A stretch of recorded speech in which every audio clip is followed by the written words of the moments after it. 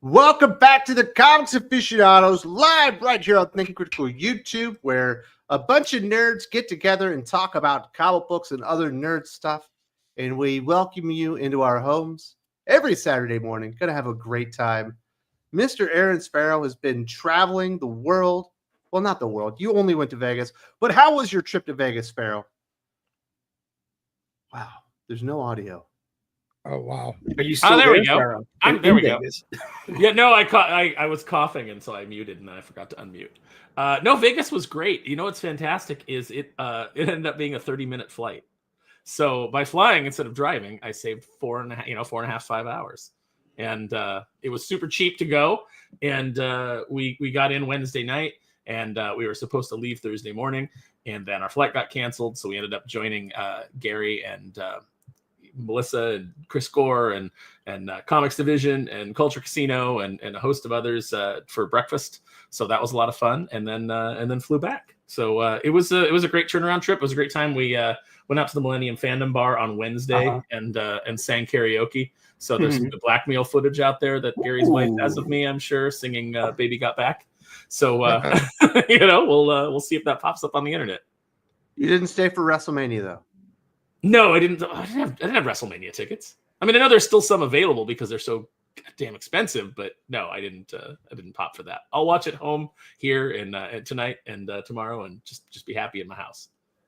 Well, very nice. So I'm terribly interested. What does Comics Division eat for breakfast? Is he like a steak and eggs guy? Is he an omelet guy? What does he do?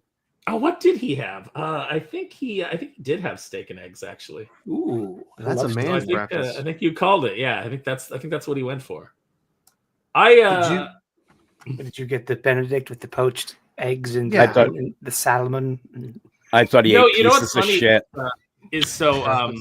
I took Daphne with me, and this was the weirdest thing. Like, I don't know if the waitress just didn't understand her, or she just took a dislike to her.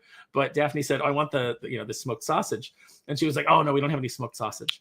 And Daphne was like, "Okay, can I get the links then?" And she was like, "No sausage." And so Daphne was like, "Okay." She ordered something else, and then Gore, like, they bring out this plate of sausage and give it to Gore. And Daphne's like, "What the hell?" And then I asked the waitress, I said, "Can I get a side of sausage?" And she's like, "Sure." And then she brought out a side of sausage. So ultimately, Daphne got what she wanted, but not from her order. I had to order it for her. It was really strange. Wow, ordering for the lady. How proper. So was everyone giving you high fives because you're on Thinking Critical? Or yeah, no, I got a lot of or like a toy thing. No, it was great. Like, there's a lot of people that the Wednesday night was just generally like a YouTuber meetup. So and then Thursday is like the fan event, which was held somewhere else because the Millennium Fandom Bar like sold off the additional part of their that they've had in previous years, and now it's like being turned into like a smoke lounge. It was small. I mean, it was packed, but it was a lot smaller than the fan event. But you could really, sit down and like talk to some people. So I had like a nice conversation with Gabe El Taib from Big Man Comics and his wife Adrian.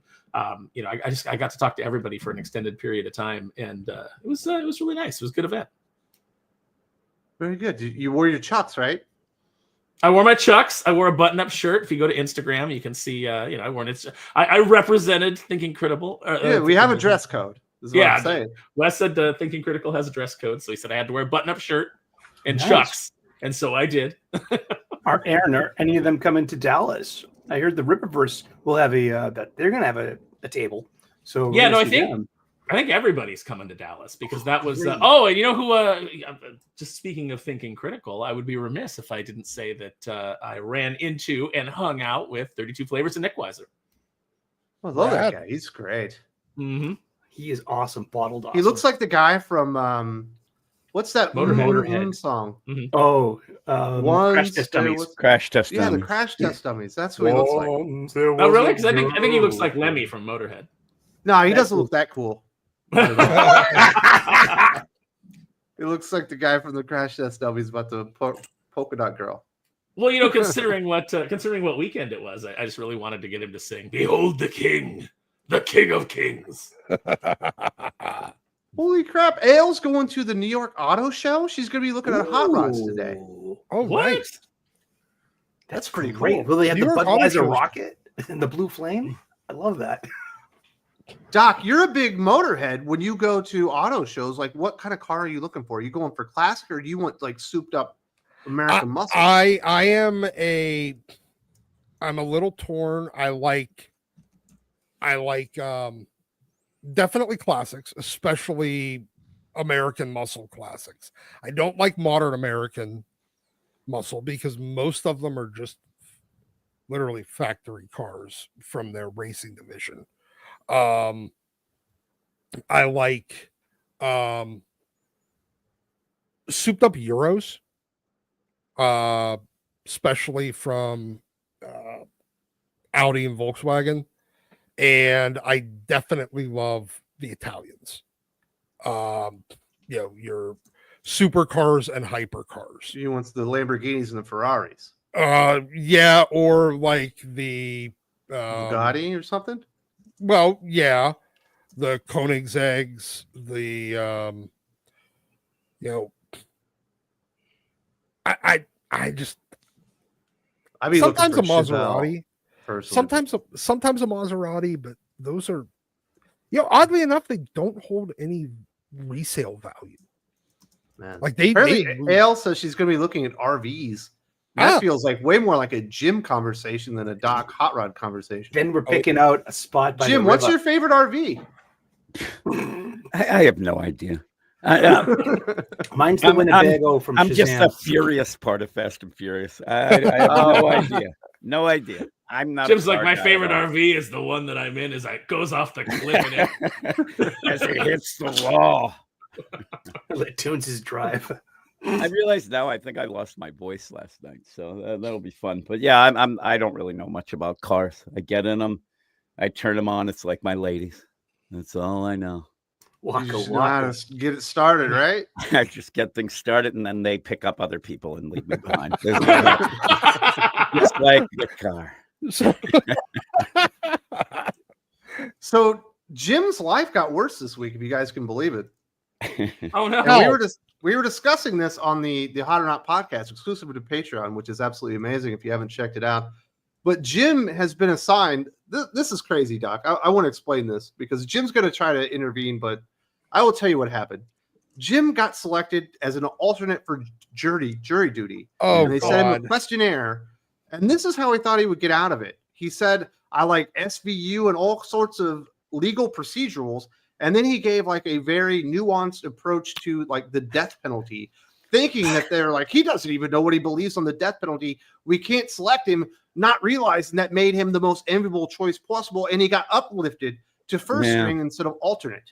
Yeah. Oh no, Jim, what you do is you go in there and you look at the defendant and you go, I don't know, that guy looks like a gangbanger.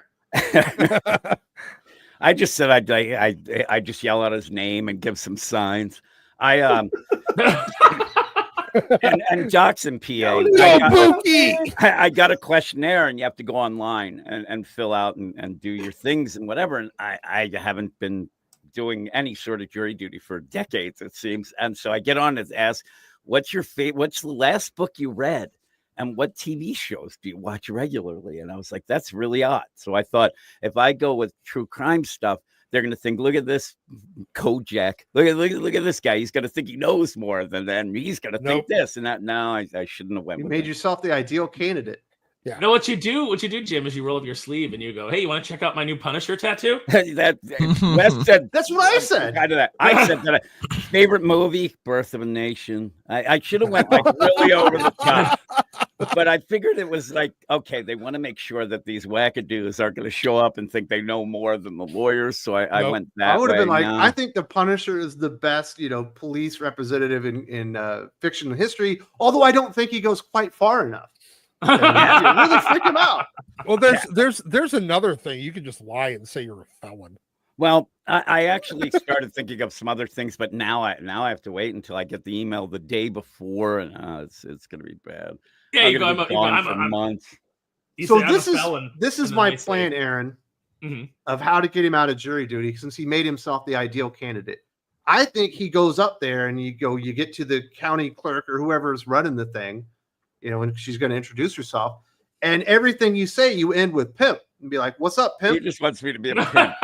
No, just End it with pimp. Make yourself so annoying. And she's like, I need you to fill this out. No problem, pimp. And then you pull out a flask. You take a drink. You be like, this shit's hot, pimp. You want to hit some? Want some? And I think they won't take you. Yes. I think that's genius, and I would actually up the ante by if she asks you, hey, how are you this morning? You say, things out here are tough on the streets for a pimp. Just add that in. Pimping ain't easy. Call her Jiggles. I think you guys are complicating this a lot. There's another word you can say that's not illegal that'll get a lot of people to suddenly not associate with you. Just drop that. There.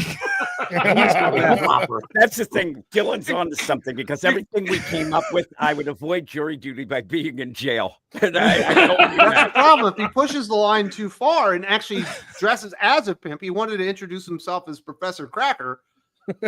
They're going to think that you're doing illicit activities and you're going to be investigated. You want to be just bad enough to not be acceptable, but not so bad that you're in contempt of court or under investigation long term.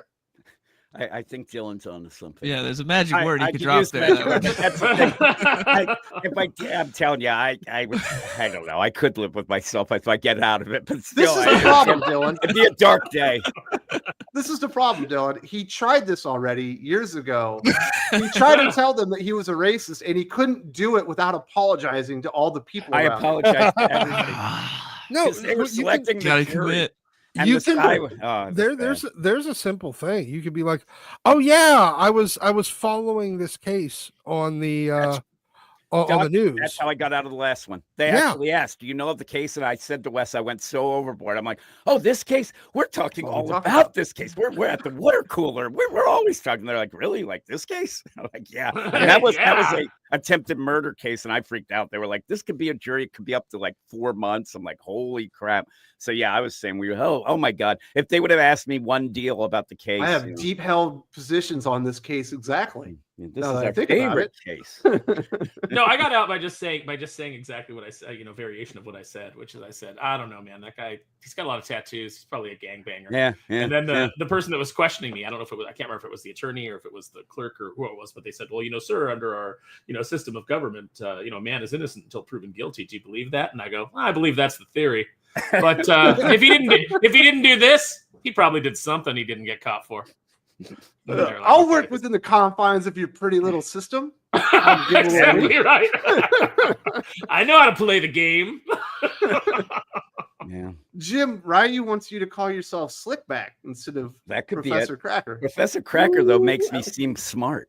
Yeah. So what if you're coming in with your own waka chicka waka chicka? That'd be awesome. I have a degree in pimping, so I'm Professor Cracker. I got my PhD in Putang. Or maybe like Lil Slick. I want to get a Lil in there with the apostrophe. Lil add Hump. some fucking credibility to your character, Jim. Yeah, just yell in the middle of a proceeding when they're not even talking to you. Gator's hose better be wearing Jimmy's. The problem is I'm a very bit of a method actor, so I'm gonna have to play the part a bit too much. He's going full Leto. He's gonna have the hoe train like the Godfather behind him. He's gonna come behind me. Indiscriminately quote Frank Miller's Dark Knight Returns. Damn, bitch, you just grew a third nostril. Exactly. I'm heading to the Player Haters Ball that afternoon. I gotta get out of here. It's all good.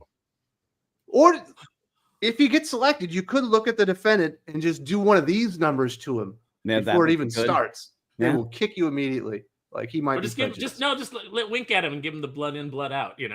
Just make sure the prosecutor sees you do that. Yeah. Or I could just not go. That's one of the options. I actually talked to my wife and she's like, don't you remember the last time I had jury duty? I just didn't show up. I'm like, oh yeah, she forgot. But I think it's up to a $500 fine and I think it might be worth it. I'm like, I'm out. Ale says she got out of it because she was about to give birth. You could. Yeah. You could, yeah. Put a balloon or something. I don't know, man. Do they have that's pregnant true, suits?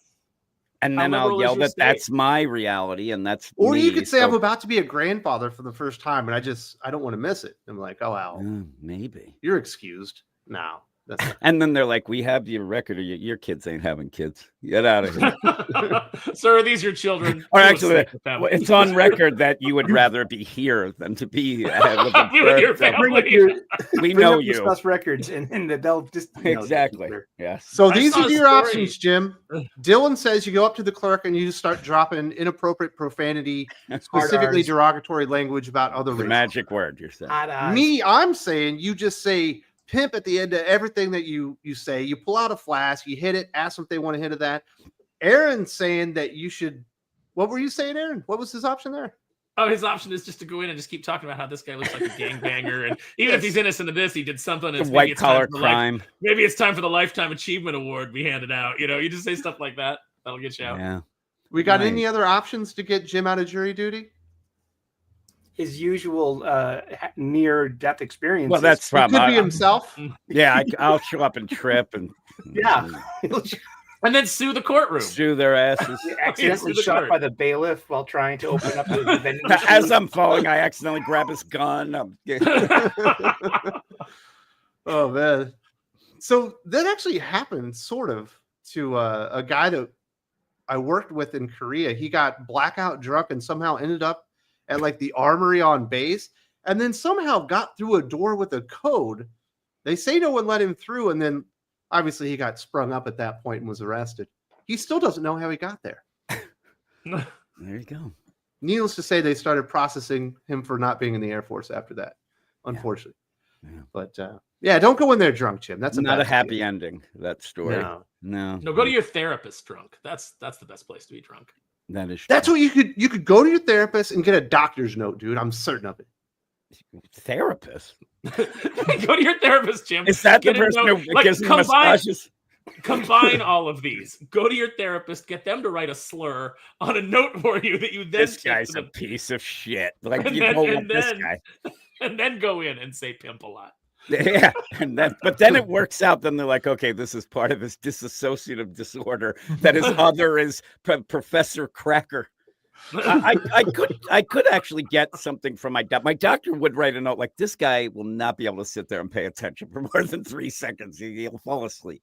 Get a doctor's note. That's the way to do it, dude. Yeah, it seems like a lot of work. But you could workshop it and try some of our ideas that sound like a lot more fun, to be honest. Well, that's how I convinced the doctor now to get the note, and then I can go. It's like, this guy's a pimp. Or just the whole time that the lawyers are speaking, just hum that song that Wes was talking about earlier for Nick Weiser, just being there. There was this boy. That'd be great. And they're like, anybody couldn't go to school, and then he funded me. No, the first piece of evidence that's submitted, slam your head down, say guilty as loud as possible. There you go. I'm going with Crash Test Dummies because of our relations with Canada now. It might end up getting me out. Pure Canadian band, those Crash Test Dummies. I love the idea of the first piece of evidence, just slamming your hand down and go, this mofo guilty. Lock him up. You know what I'm saying? Oh, man. So you're going to end up having to do jury duty, Jim. There's no way you got the stones to do any of this. Everything that we do somehow is going to turn around of like, oh my God, now you're the foreman. Professor Cracker is now the foreman, and they want me on extra trial. Suddenly they demand to have paid juries from now on in the United States, and I am the top candidate. Dude, so that's really funny. Somebody actually reached out to me on the Patreon, one of the backers named Edward, and he talks about his jury duty. He says, I have an associate degree in law enforcement and a BS in master's in criminology and criminal justice, and worked for the Dallas County Adult Probation in the state of Texas Violent Youth Offenders. Not only did he get picked for a 4-week trial, but he ended up being the jury foreman. Yep. And somehow I couldn't believe it. I was like, I don't know. I can totally believe it. It sounds like you're familiar. All I have is BS. So Exactly. that's what you get. I just think that any opportunity you get when they get to say, sir, you'll be held in contempt of court, and you get to do I have nothing but contempt for this court. I think that's a good day. Yes. It's whole system's out of order. Dude, if we play these cards right, Aaron, we could get Jim down in El Salvador. You know what I mean? Yeah, well, someone said, just go in with some MS-13 tattoos. And I was like, you're going to get Jim deported. I will get out of jury duty, though.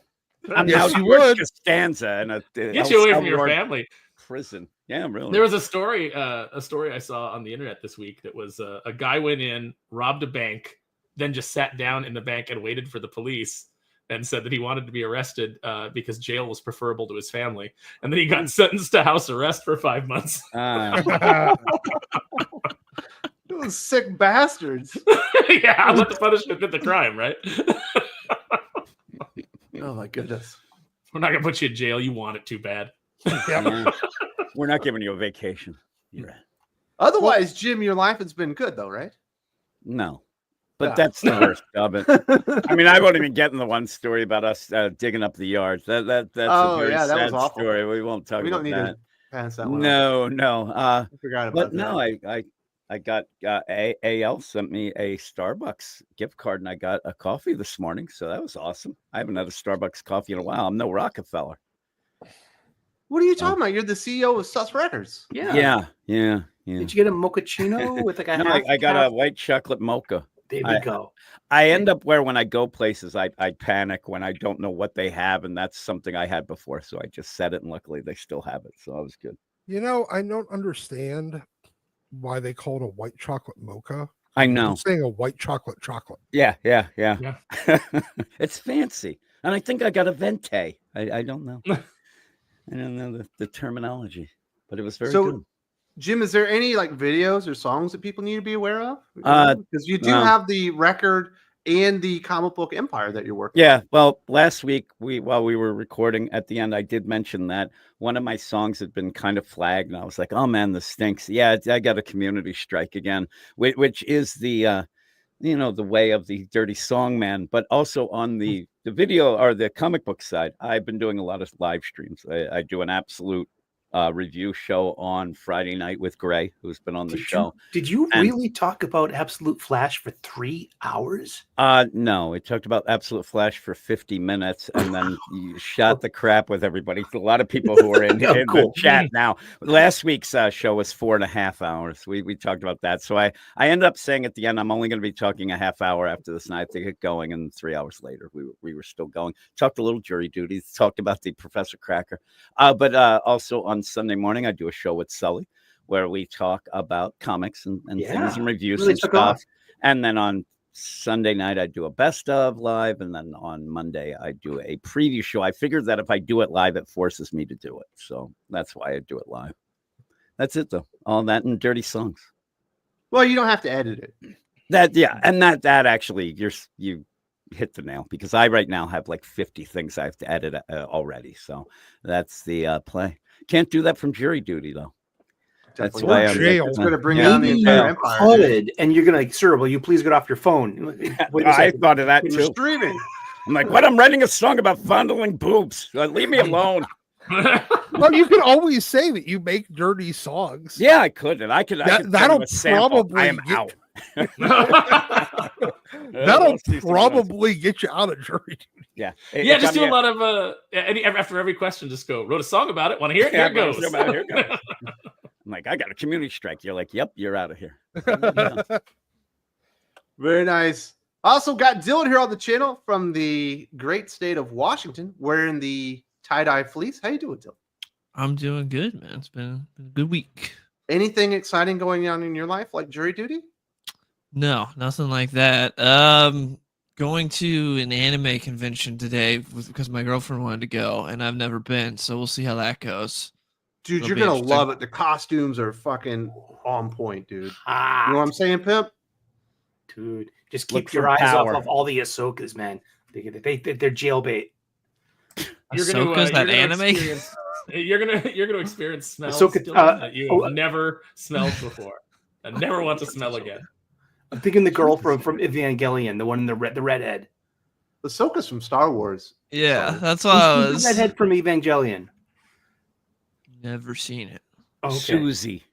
You look for power. Look for power. That'll be a good one. The chat always knows. Who's the redhead? I don't watch much anime, so. The redhead from what? Neon Genesis Evangelion. She pilots the number 2 robot, and she's got a skin tight, red outfit. Oh, I've seen the character you're talking about. I've seen the character you're talking about. Thank you, George Morales II. Her name's Asuka Langley Sarayu. Ahsoka, Asuka is. I guess it is Asuka. Yeah, something. You would be. It's kind of like Asuka. She's German. Well, very good, Dylan. It sounds like you're gonna have a really good time. You're gonna is it you make it into a whole date night? Are you going out for like dinner? We might, because we'll be in Seattle, so we might just run around, do some other stuff. We'll see how it goes. Depends how the weather is, because I think it's supposed to be a little rainy today. In Seattle? What? Imagine that. Lately it hasn't, surprisingly. Dude, so have you been to a good movie lately? I know you got the AMC pass. I saw Sinners last night, and I heard good stuff. I heard it was like the best movie ever. I thought it was okay. It was fine. Yeah, a solid. Yeah, not the my favorite movie of the year is Warfare so far. Warfare was really good. What about freaking Minecraft? I haven't seen Minecraft. Ooh, I skipped Minecraft. I think you'd have a good time. It's your generation. They're all losing their minds. You can bring a live chicken. Yeah, on video. No, I never cared about the game though. People love the theaters in the States are actually pulling the movie if the audience is too fucking rowdy. Gay. Just saying. This was the same theater chain that was, gonna well, maybe we let people be on their phones and smoke weed in the theater. Well, now this is what you're getting. You're getting, you're getting the results of that sort of thing. If they can smoke weed in the theater, I want to smoke a cigarette in the theater. It's just that simple.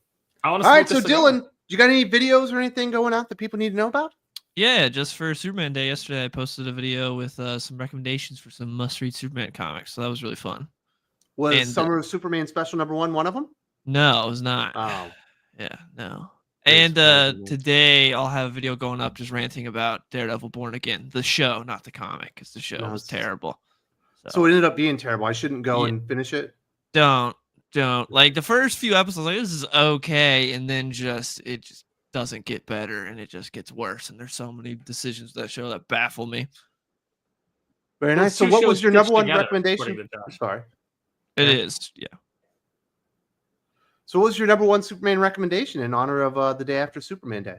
I didn't have a number one because I just did it like no particular order. I just did 10, and I did 5 like multi-part story arcs and then 5 single issues. That was like my list. But I obviously all right, give us 2 single issues. I want people to watch the video. I don't want you to give it all away. But what should people be looking for? I had Action Comics 814 from Chuck Austin, Ivan Reis, and I had Superman 287 from Elliot Maggin and Kurt Swan, which is a really good crypto story. So those were 2 issues I had on there.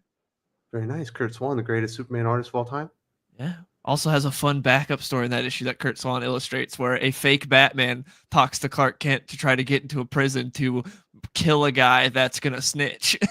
And to prove he's bad, he's like, anyone could be a Batman. How do I know? He does a backflip. He's like, watch this. He's like, see, I'm Batman. A very fun backup story. Jim, you need to read this. This will get you out of jury duty. No doubt about it. Yeah, because I'd be in the hospital. Very, very cool. Sully, what you got going on, dude? You didn't make it to Vegas. You decided to stay up in the Bostonian area? Yeah. Sully? I'm putting all my nuts in one basket, and that's going to Dallas because I'll see all those same people. I've always wanted to go to an FNT meetup, though. Those look pretty darn fun. But I am celebrating because, it's Pancake Man Day, right? So I brought pancakes and buttermilk pancakes and sausage for this. Are you trying to make fun of Superman Day? Who's making fun of Superman? I thought it was Pancake Man Day. No, it's Superman Day. Oh, come on! Yesterday, it's Pancake Man. Okay, whatever. No, I got this Pancake Man shirt because I like breakfast because I'm a chef. So you think breakfast is the best meal of the day? It's the most important meal of the day. False. I disagree. Yeah. I worked at a daycare center for a year, and there was a noticeable difference for the kids that came in late and missed the breakfast. And it was like this weird federal regulation just recently lifted that if the child didn't get there by like 8 o'clock, they couldn't get breakfast. It was a way to, because it was always like, the same parents that were late, and we always snuck. That would not fly here in the Philippines. Everyone's late for everything. Legitimately. But yeah, we got the today in Boston. There is the Wicked Boston Comic Con, It's actually free. So if you're in the Boston area and you're going, hit me up and let me know. You might motivate me to get out of the house today. I got a ticket, but will I go? It was this is the 4th annual one. It's usually like very comics forward the first couple of years, but last year it got really into anime voice actors and vendors, and it was less, comic booky. But I've had great times in the past. I met a lot of great creators. Very nice. So is there anything you're grateful for besides pancakes? I am grateful for everyone on this show and in the live chat, everyone that's tuning in on the replay, all the thousands of people that actually are interested in what we're talking about, and especially today's subject. I love Superman, and it's so weird because I was such a Batman fan when I was a kid, but the older I get, the more I realize I'm a Superman fan, and I love that character, and I'll always love Batman. But it's weird. Like I am. Do you think that fucking Dylan is going to go Benjamin Button on this shit and start out with Superman and end up loving Batman more? That would be funny, wouldn't it? That would be cool. Weird. I thought it would be awesome. He'll be like, "I am the night. I am vengeance. I am Dylan. Come with me, Jimmy, to the back pools." Dylan, Batman can do a sweet backflip. That is true. That is true. And so, also, you got any big videos that people need to know about? Well, I'll be going. No big videos. I just got my weekly show. That's usually at 3 p.m. U.S. Eastern on Sundays. I've been doing a live show with Jim over at Weird Science Comics. Come over tomorrow morning and check us out. We try to be positive about things going on in current comics. And you must not be talking about Marvel Comics then. Yeah, there are some things, man. He said try. We try. Yeah, we do. But I'm really liking the Marvel Rivals swimsuit thing that's going on. That preview art we got. I mean, come on. So depressing if that's like your big. Oh, come on. Like it's not even a comic book. Rogue has one glove off and she's about to touch Carol on the shoulder, and Carol's giving her a complete stink face and side eye. I think, come on, if you're in the know, you're in the know. You get that joke, and they're all drawn really well. I like that. But more of that, please. I guess you're going glasses half full. I guess. I mean, congratulations. And it's Marathon Monday on Monday, and so the entire city shuts down. And I am going to the Marathon. You're going to run a marathon? No, but I'm going to. I get enough exercise pushing my luck. But I'm going to Fenway Park and going to see the Red Sox play on Marathon. It's every year, 11 a.m. special start, always a home game on Marathon Monday, and I'm going for the first time in my life to the Marathon Monday game. And I'm playing my first game. Who are they playing? We're playing Chicago White Sox, and kill them. They suck. I got my Pedro Martinez jersey. I'm going to buy a new hat. It's time to buy a new ball cap. Every 5 years. Very nice. They're like 60s, but they're like $60 now. Yeah. Last but not least, we do have the doctor on the channel. How you doing, Doc? I am spectacular, man. I'm wonderful. I'm happy to be here. Yeah, I'm here. I bought a new car yesterday. Very nice. Another car. You didn't get made in America, did you? No. Jesus Christ, man. Made in Germany. Jeez. Is it a Volkswagen? You're supporting the Krauts? No, it's an Audi. I have a couple of Volkswagens already, and I finally decided I was going to buy an Audi. So I bought an Audi. Yes, I am supporting the Krauts. They make a goddamn good car. However, you remember that old commercial for the that had the guy from Prison Break that was like German engineering? There's a thing with that, especially if you work on them yourself. Everything on that car is German engineered to be in the fucking way. Well, very nice. So you got to take 3 things off to work on the thing you want to work on. Well, should have bought an American car. No, because then they just break. Let's hear for the peoples. We got some super chats. Callum says, good news. Marvel is doing a swimsuit edition. Guess they finally figured out what a woman is. And I take back every nice thing I said about Kelly. I believe it's Marie Tran. Aw. Oh, well, here's the thing. They're doing a swimsuit issue, but you haven't seen the interiors yet. Don't get too excited. You don't know what they're giving you. I'm waiting for the Iceman one where he's wearing a 2-piece bikini. Oh, there's gonna be a lot of pride in that swimsuit issue. Oh yeah. Oh yeah, it should be. The What do you think? Daniel Warren Johnson on a swimsuit issue could be hot. Unlike the restaurant I went to, I have a feeling that this swimsuit issue will be bringing the sausage. I'm expecting Waka to waka. see Wiccan in a monokini, like one of those sling. Monokini. But I guess Kelly Marie Tran is once again yelling at fans. Why is everyone yelling at fans about Star Wars again? Because they need work. Vote? They need work, so they think that that's what's gonna get them back on Disney's radar. It's the easiest way to get social media attention and traction. I mean, look, you get it. People rise to that bait. They just do. They also still think it's 2017. Her beef is with Ryan Johnson and whoever did like the wardrobe stuff, Dylan. She looked stupid. Yeah, that was rough. Everything with that movie was rough. Yeah, and they took away her biggest part. Did anyone read the novelization like I did? Why in the hell would any of us read the novelization? The movie I don't think any of us came out of that movie and be like, "Gee, I wanted more of this." I need more of this. Rose invented something called the baffler, and she in the book she was a brilliant engineer, and they cut this part, the story beat, out of the movie. She invented. Hard to believe a brilliant engineer would have a haircut that stupid. I was about to say, Yes. they explain how she engineered her hair like that. Yeah. I mean, to Also, get we nuts were in all her face when baffled she's why she tinkering was with in stuff. Come on, bangs. Yeah, just running around in her farty jumpsuit. That was great. Yeah. Yeah. He says, seeing that the Silver Surfer Shala was guilty pleasure for me, but it's clear that Sue Storm, the movie, I mean, come on. Kevin Feige is a joke and liar. He's not going to learn it. He never will. I mean, honestly, I watched that trailer, and other than the fact that Silver Surfer looks fucking retarded, You love it. I didn't hate it. It was fine. The thing still feels a little off.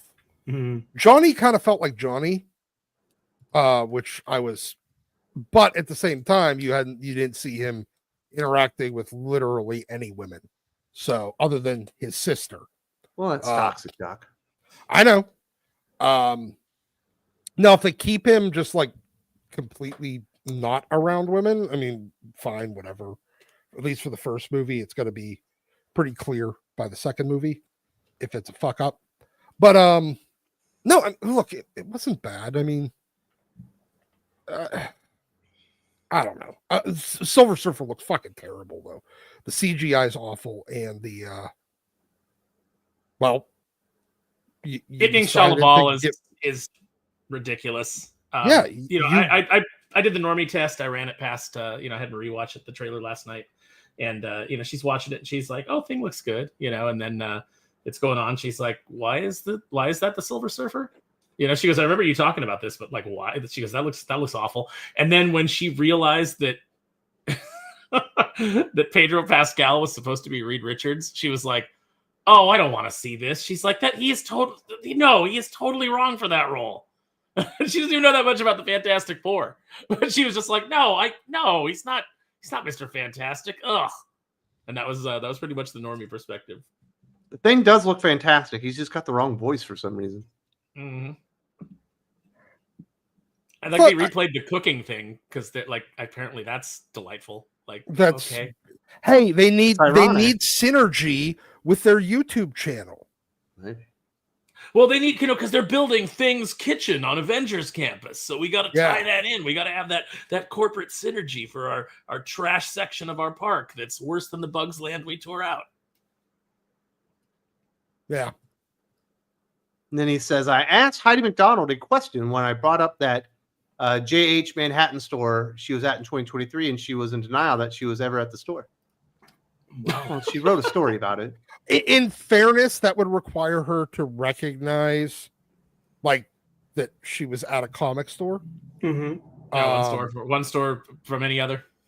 Yeah, and that she would have to remember which small business owner that she reveled in glee about them going out of business, because there's a lot. But I mean, she literally wrote an article stating I was there on the day it closed to talk to them. So Or- Ask him, what was it? Was it woke that killed your store? That killed your dream as you're packing up your boxes? But I really need to own the chuds. So if you could stop crying for a moment over the fail of your business and just give me a soundbite. Hey, no, people just stopped buying the comic books. It wasn't woke. Okay. maybe it's an admission she was never there in the first place, and that she just fabricated the entire fucking story. Every time I see her on social there's media, direct quotes Mhm. from the That fucking doesn't dude. mean she doesn't lie. Hey, you know what? Wolverine has a lot of direct quotes too, and he's imaginary. ooh, Yeah, but I Superman mean, as when well. people actually live or exist, and then you misquote them or make things up about what they say, they would say, "No, I in fact didn't say that." You know what I mean? I'm saying that that's possible.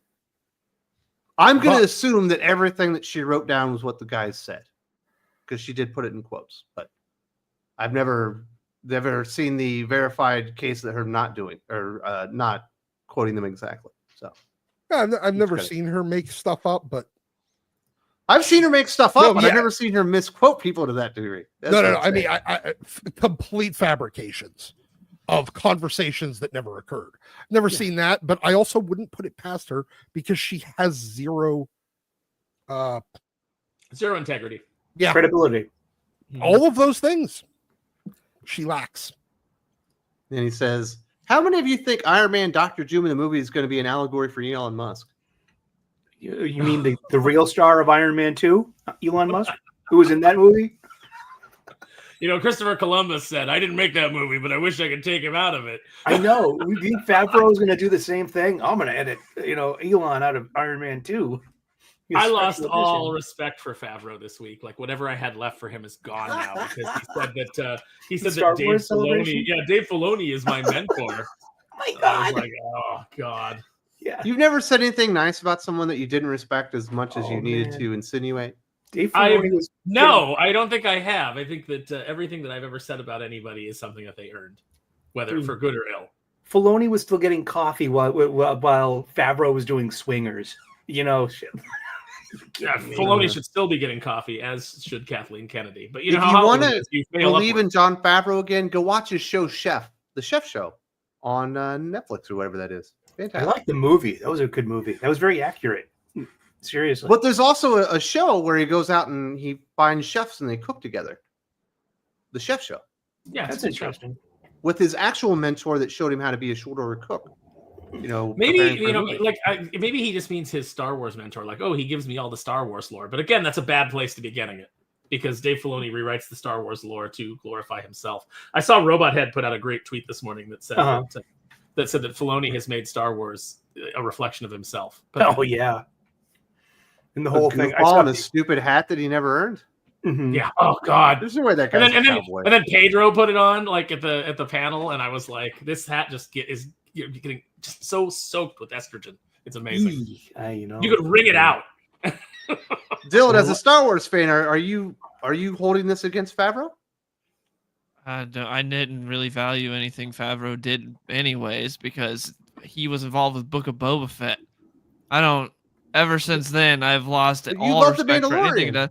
I don't love The Mandalorian. Don't slander me. You said you really loved that first season. I remember No, that. I said the first 2 seasons are fine. The first 2 seasons, especially for Disney standards, they're good. For Disney standards, that's like the best stuff ever. But it's just fine. The first 2 seasons are okay. And then season 3 was terrible. And then Book of Boba Fett was awful. And Book of Favreau was Boba involved Fett with all that. Oh. So. Well, everybody says that basically Robert Rodriguez was left to his own devices, and then Kathleen Kennedy was in his ear of what you need to do this and you need to do that, and that's what happened to Book of Boba Fett. But the fact of the matter is Favreau did Swingers, Favreau did the first Iron Man movie, he kicked off the Marvel Universe. I will always give him credit for that. But He did Zarthura play on Jumanji. Yeah. The And space Ryan one. Johnson did Brick and Looper. We can play this game all day. It doesn't matter till you touch Star Looper Wars. is not good though. Looper is not a good is story. good. It's Looper is good. directed well, but it's the story does not work. Brick fucking sucks. Oh Brick my is good. goodness. I hate that movie. That's good for you. Brick is good. I just remember Red Letter Media saying, saying, oh, who's doing the next Star Wars movie? Oh, the guy that did Looper. And he goes, yeah, I like Looper, okay. And he goes, and then I went up and I looked up his filmography and I was like, oh, it's the guy who did Looper. And that's it. It's true. He did not have a big portfolio back then.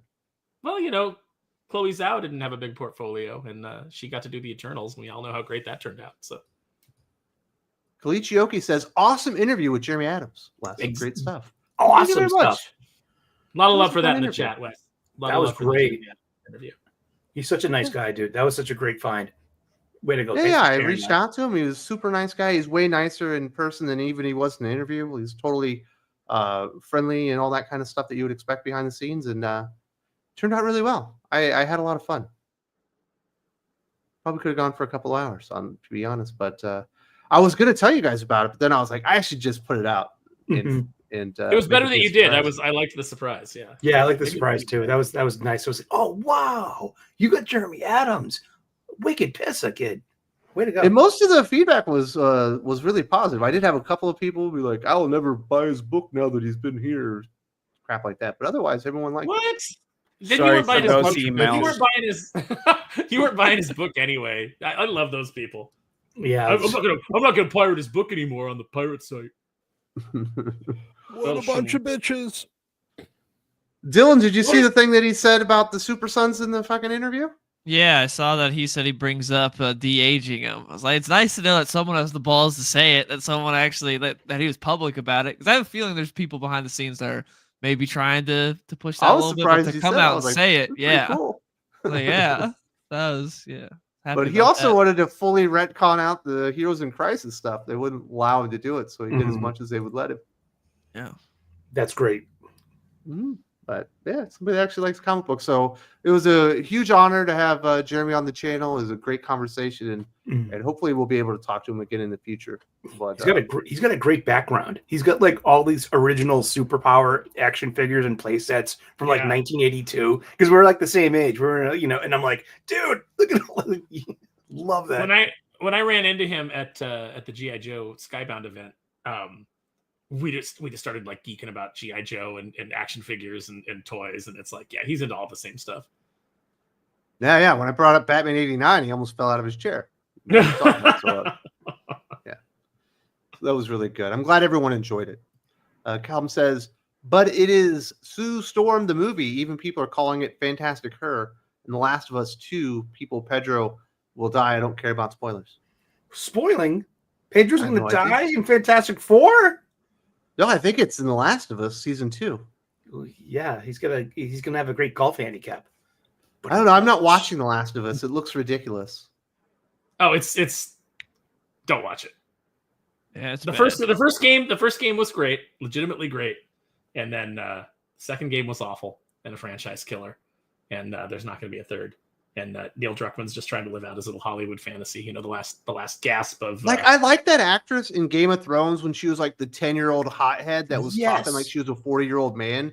But when she actually killed a giant like with her bare hands, I was like, "Fuck off, get out of here! This is beyond stupid. Nobody would put their little princess whatever in harm's way and let her fight a giant, and she certainly wouldn't win. But so I can't take that lady seriously. She's too little. She's like 4'11".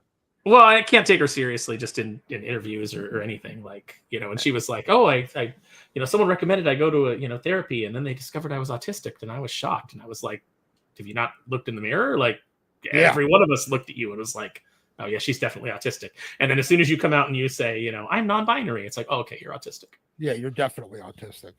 Oh my goodness. But we'll see what happens with Fantastic Her. Doc's still in it for the minute, you know what I mean? He's going to be on opening weekend.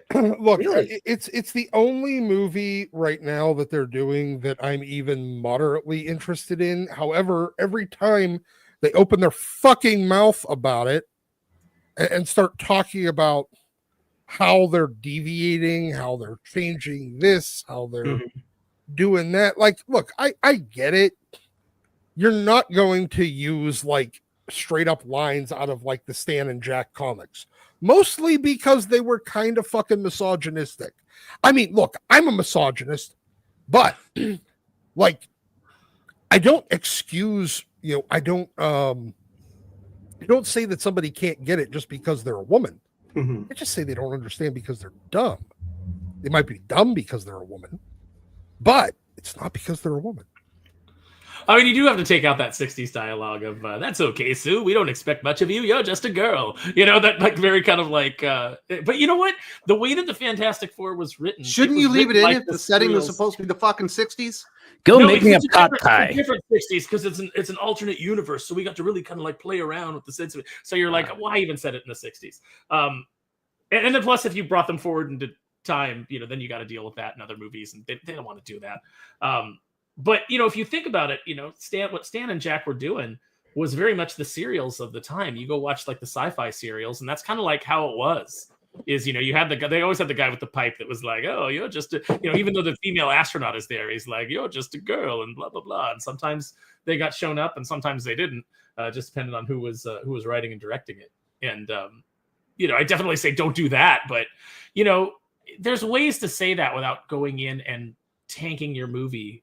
You know, they just need PR people. They either need to stop letting people do interviews or get PR people to coach them and say, if the interviewer starts to take it here, you know, you want to steer it back to here. You don't want to get involved in any of these little political things because the media is not your friend. The media wants a soundbite that they can run with. And by the way, if you see a guy with a bow tie going, now I've heard that this is the gayest Fantastic Four we've ever heard. Heavens to Murgatroyd, care to confirm? You know, they got to make a verb out of that. Like, don't Zegler this kid. Don't. Yeah. Yeah, like honestly, You're really munching that one. You're munching that. They just need a halfway decent PR person. Like, yeah, that's not, you know, a 23-year-old fucking Berkeley grad. Like, seriously, don't hire those people. They're idiots. I don't understand why you keep doing these franchises and you keep hiring actors that are old. Like Pedro Pascal is 50. I think. Fuck you, Aaron. 50's the new 30. Yeah, great. 50 I'm not too old, like man. You, I can do this shit forever. Yeah. If they look like call me you, out for being old. They look like a West 50. Fucking That's player fine, hater, but Pip. You Pedro got is a nothing rough on me, 50. Pip. Yeah, You well, don't even know. Listen here, Pimp. I'm gonna tell you something. I'm gonna lay it down for you right now. Pimp. You might look good at 50, but you got 10 years. You got 10 years that you got to do these movies. By the time you've got 10 years of going through the Marvel machine, you're not going to look a good 60. Why do you think Tom Cruise has stayed away? Look at how they sucked the life force out of Robert Downey Jr. over 10 years. Sure, but they paid him. He got a lot of money. Well, he also went vegan, so that didn't help. Yeah. You're right there. But this would be an interesting opportunity to bring in like a younger Reed Richards. And what I love the Maker. The Maker is like my favorite bad guy on Marvel's side. Like recently, Superboy Prime's got to be over at DC, but for Marvel, it's the Maker. And I would love to see the Maker in these movies. Wouldn't that be good? I think that no, because it'll be Pedro Pascal. No, it suck. I need less Pedro Pascal. Pimp. Dion says we only have 3 comic book stores left in the entire city of Berlin. That sucks. That's what you get for being German. How big is Berlin? I mean, it is a large city, right? Pretty big, right? Yeah, many people live in Berlin. I mean, you're probably Like that it's wall probably got about torn a down for nothing. 7 million person. Put it back up. We're about to see 3.8 million. 3.8. Okay, but that might just be the main city and not the suburbs. But it's still a lot of people, and I'm like shocked that it's only 3 stores. In fairness, a lot of cities are like that these days. You know, you go to Houston, outside of Bedrock City, there's only a handful, like 3 or 4 small stores. Pittsburgh still has more comic shops than like the Houston metro area. I bet you they got a lot of manga shops in Berlin, dude. You know what I'm saying? A lot of dirty comics too, like those Milo Manara books. Hubba hubba. Yeah. I've been watching a lot of like videos on YouTube of like people going to different comic book stores, and it seems like the Midwest is like the only place that you get like comic stores that we had in the 90s anymore. Like they'll walk into, you'll see some like shabby outside of a, you know, strip mall or whatever, and you'll be like, oh, this isn't going to be any good. And they open the door and it looks like a 90s comic shop. There's just rows and rows of like back issue boxes to thumb through, and the place is huge. And it's like, oh yeah, like the Midwest is the only place that like they can still afford to survive, I guess. All the city stores that I've been to, so many of them, well, in addition to like just geek bodegas, but they're like, if you did a geek bodega with the design sense of an Apple store. So very sparse. Like very sparse. And like there's like 50 things to look at in the entire store. I don't understand it. And 49 of them are Funko Pops. Caleb says, is Heidi McDonald friends with Mark Miller? Because she said she is, but I don't believe her. I mean, I'm sure she tries to be friendly with him. I don't, like I know that he knows her and they've been on friendly terms, but I don't think they're like pals. But I don't know. I'm not like Mark Miller's best pal. I know what what our conversations are, but we don't talk about Heidi McDonald and stuff like that. We talk about comic books. Yeah, what's going on and stuff. It's safer that way. Yeah, I know. I have very limited time with Mark Miller. I don't ask him about Heidi McDonald. I've had to resist the urge to respond to like Gabe gets into conversations with her on Twitter or X, and I'm like, I always kind of want to chime in. Hey, come on, let's cage this correctly. Gabe backs down from her constantly on Twitter. I wouldn't want to engage with that individual, but won't admit it. Just because, I mean, probably out of self-protection. You know what I mean? Why? Cui bono? Who profits? Who benefits? I mean, seriously, that's important to me. And it's like, what am I going to get out of engaging with Heidi McDonald? I mean, no, she looks down on people like us. She got into it with Yule Carter once on Twitter, and he was like, and she's like, oh, comics, kind of with an X, kind of like, this is the robust industry. And Yule's like, I'm an owner, and I'm telling you, comics are superheroes, and usually big too. And so it's just like, well, she looks down on him. He's a retailer. What does he know? He's only on the front line. Exactly. Yeah. And then he's not living in a rent-controlled apartment, in New York, and just trying to get invited to convention parties. And then he says Franklin Richards will be gender swapped. Ooh, I doubt it'll that. be Val. It'll be Val first. I think you're probably right. Assuming, I don't even know if they do Franklin. Twins. I think it's dumb that they're doing the pregnancy in the first movie, but I guess, you got to try and, considering this could theoretically be the only one you get, because if this flops, it's pretty much done. They'll be in Doomsday, and then it'll be like, wrap it up. Very nice. And Jagron 2, biggest problem in Star Wars now, has too many voices going on in different directions for creation of projects. There's not one good creative voice. Do you agree with that, Dylan? Do you think it needs to have like one direction, or maybe one overseer saying, yeah, we'll visit these three timelines, but there needs to be like a core identity of what Star Wars is? I think you can have a lot of different stuff going on, but the problem is I don't think the problem is too many voices right now, because I think they're mainly into what Filoni's doing. That seems to be the direction Star Wars is going. Is we're going the way of Filoni with everything. I think there's definitely no idea what to do, but I don't think it's because there's too many voices. I think it's just because they're just lost the entire time because Kathleen Kennedy's a bad leader. But I think you can have a lot of different stuff going on in different eras and different stories. I think Star Wars lends itself to that. Too many eras already, so there's very few places to go anymore. Yeah, but there's so like the timeline's so big, you can go so much, and also a big problem is some of it is they played it too safe with just being in the original trilogy era for so much of it, or like Mando's basically original trilogy era because it's right after. Like a lot of it is just we're scared of everything else, so here's home, here's what's safe, here's what people liked.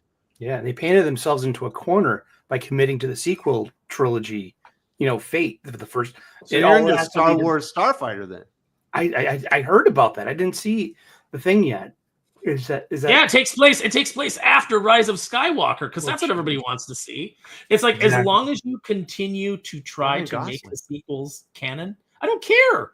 I don't care. You could put Dawson's Keanu Creek. Reeves in it. I'm not seeing something that's set after the sequel trilogy. I barely care about the original trilogy anymore. That's how much damage they have done to the brand. So when you say, and a large part of that is the sequel trilogy. If this is where it all ends up, Yeah, exactly. then nothing in Star Wars matters. What's the So doing point? something after the sequel trilogy and therefore continuing to try to canonize and make us accept the sequel trilogy, no, go F yourself. I'm not doing it. I'm not doing it. I'm not pouring any money into this.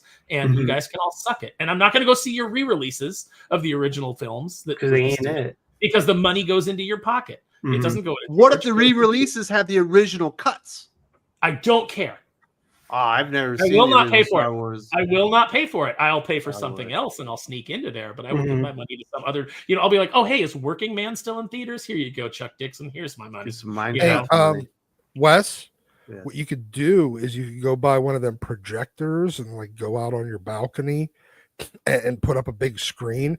I have the despecialized versions on Dockbuster Videos. So. Ooh. I did not know Ah, that. Maybe I'll watch them there. So, Jim, I definitely want to hear from you. I know you're a huge Star Wars fan, Jim. Are you interested in Star Wars Starfighter if it's going to happen after the sequel trilogy? I have no idea what the hell you're talking about. Ryan fucking this is Gosling, why I haven't dude. said anything. I know nothing about it. I muted my mic because I told you I don't even pay attention to movies or TV, so I'm out. I thought you were a Star Wars guy. No, I don't watch. I said I could say whatever. I don't. This is the first I'm hearing of it. I have no idea what you're talking about. It was Star How Wars about this one, Celebration Jim? in Japan. No. How about this one, Jim? Maybe you're interested in this. WrestleMania weekend. Are you going to be in there, dude? No. I don't even know how to watch it anymore. I did have like something I could watch it on at one Peacock. point, but yeah, I don't have Peacock. I'm not getting fucking Peacock for that. There you go. So, I'm just come I'm, over. I'm such a breath Jim's of fresh not. air. Dylan might watch WrestleMania. I assume Sully isn't, and Doc is. I'll look at Rhea Ripley.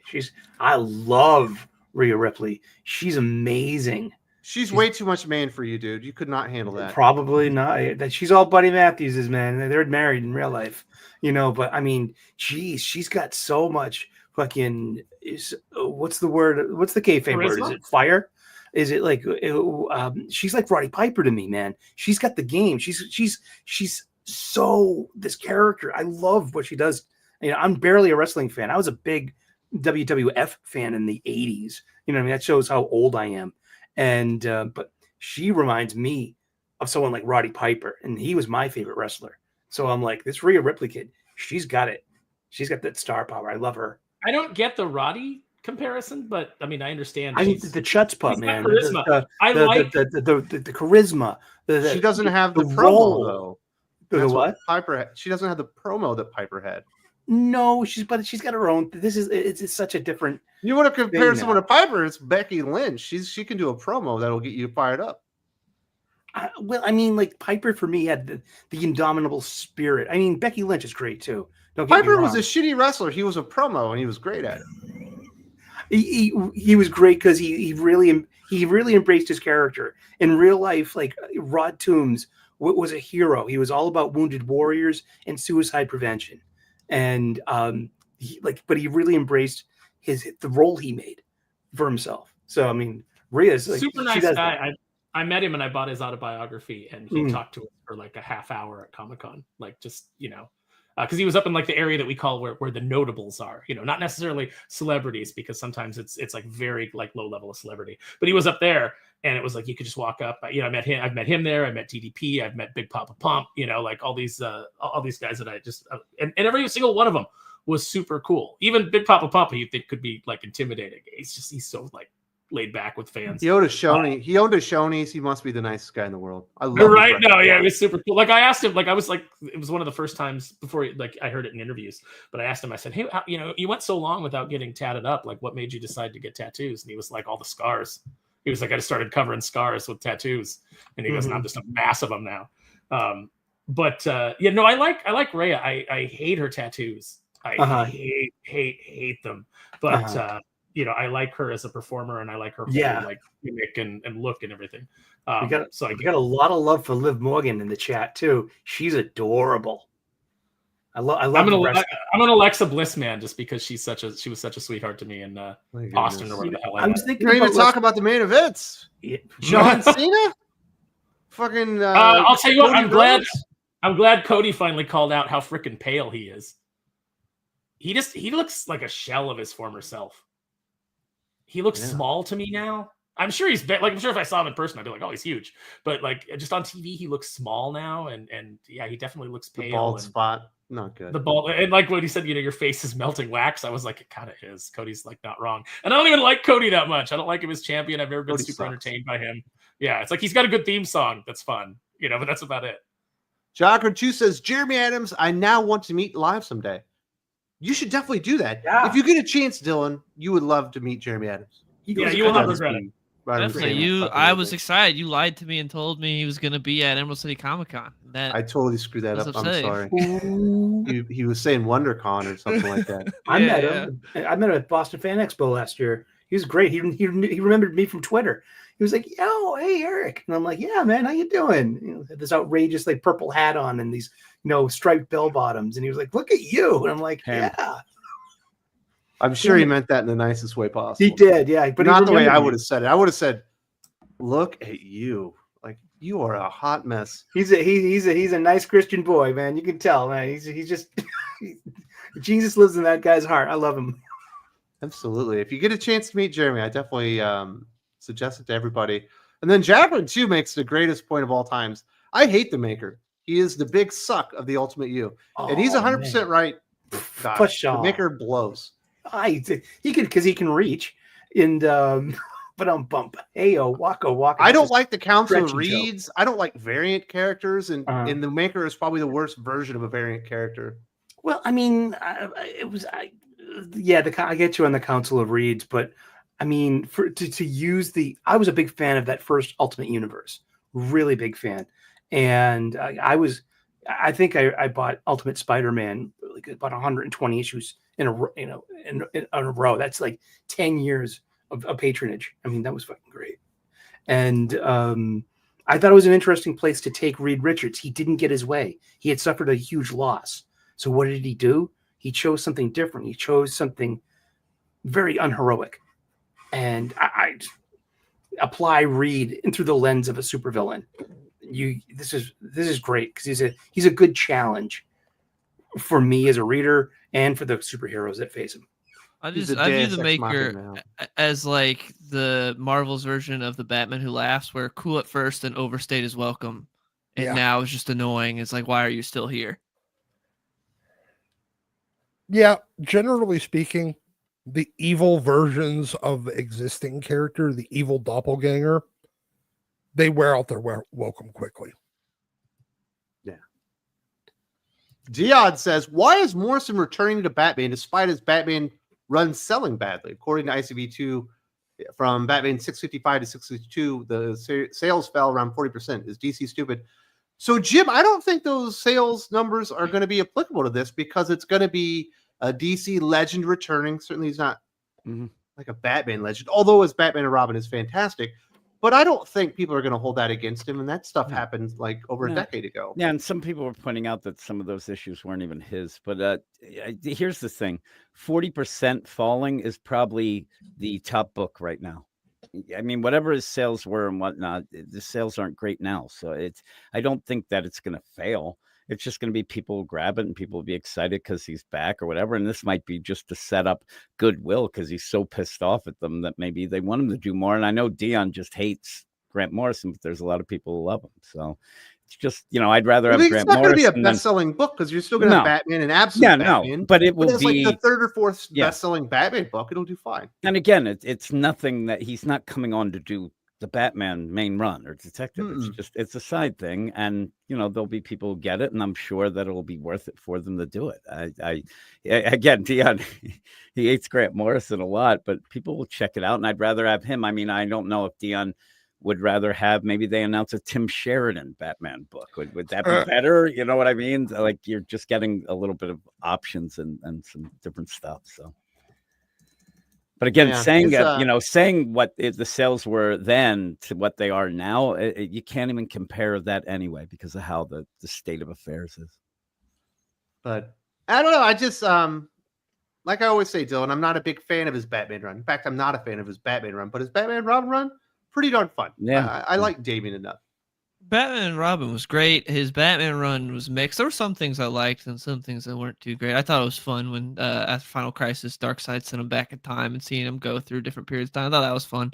But yeah, his run wasn't too great. I'm more concerned with Grant Morrison as of late for DC hasn't been the best. Superman the Authority was awful. His Green Lantern run was really weird.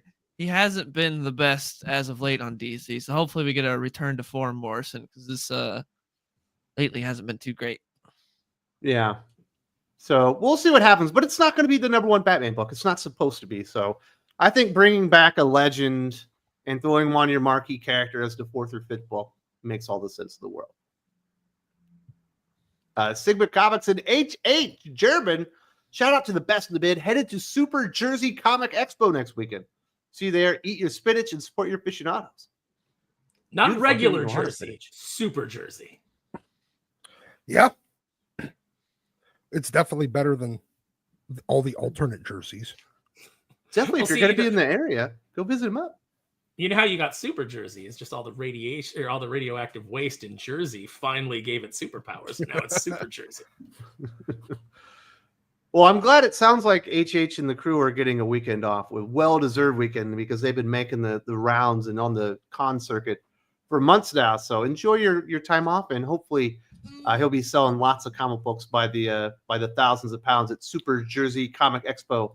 And definitely go to their booth. He'll be selling you a copy of Here Comes Calico. Hardest working man Callum's- in indie comics. Absolutely. Callum says Jade Cargill's hot. You are 100% correct. She's smoking hot.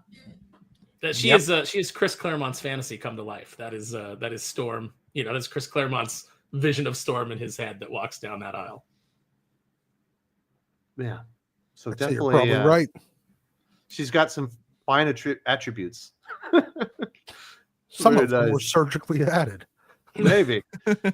It probably. Hey Wes, what are some attributes the Air Force drilled into you that you retain to this day, and which ones have you totally abandoned? Hope you and your family enjoy your upcoming U.S. tour of duty. Well, thank you very much. Obviously, it'll be a vacation. It won't be official or anything like that. But the one thing the Air Force did to me was provide so much structure and timeliness that if you start changing things on me at the last second, it gets me anxious, and I hate being late for anything. It makes me feel really uncomfortable thinking that I could be late to a meeting, and I cannot seem to shake that, Sully. And my wife is Asian, and that shit don't like mix. Oh, so it's like your worlds colliding. Yes, she's constantly late for everything. They even have a name for it. They call it Pinoy time. Oh, really? Yes. It might be your white privilege. But it sounds like Dylan's also experiencing this, so it's not just a Filipino Yes, my girlfriend's Chinese, and it's the same thing. It's I pick her up, and she's late to me picking her up. thing. How does that even make sense? Yeah, it doesn't make any sense. Yeah. So that one is those are the things, like changing things that I expected to happen, reversing order, being late for stuff. I still can't get over, but I think everything else I'm pretty good and easygoing. My sister-in-law is late for everything too, but she's white. Maybe it's not an Asian thing. Who knows? But we should have a good time, and I am very excited to visit US, especially excited to hit Dallas Fan Expo. I think all of us are going to be there except for Doc and Jim. I'm still not 100% sure. I might still be coming. Doc, I gotta know, because I gotta know if you're gonna be drawn into the thing that I want to have Renzo make, the print. If Doc's not here, not there, can you give him the keys to the kingdom and just let him do aficionados by himself and go crazy? That would be amazing. That would be I could great. definitely do that. That would be Action great. figures and X-Men and X-Men action figures all day. Yeah, Doomface has taken over the show before. Why not Doc? Doc's aficionado. That's actually a good idea. Jim, but you're definitely not going, right? Nope. 200% not going. When is it? Late May. End May of May. 30th, May 30th, 31st. I may be in, I'll just say I'm in jury duty. So I'm out. We're getting you out of jury. Good one. Jim, I want you to go. You need to go. You need to come with us and join us. So that He'll everybody either can, be in jury duty or jail Or for jail. getting out of jury. Jury duty. That's what I'll do.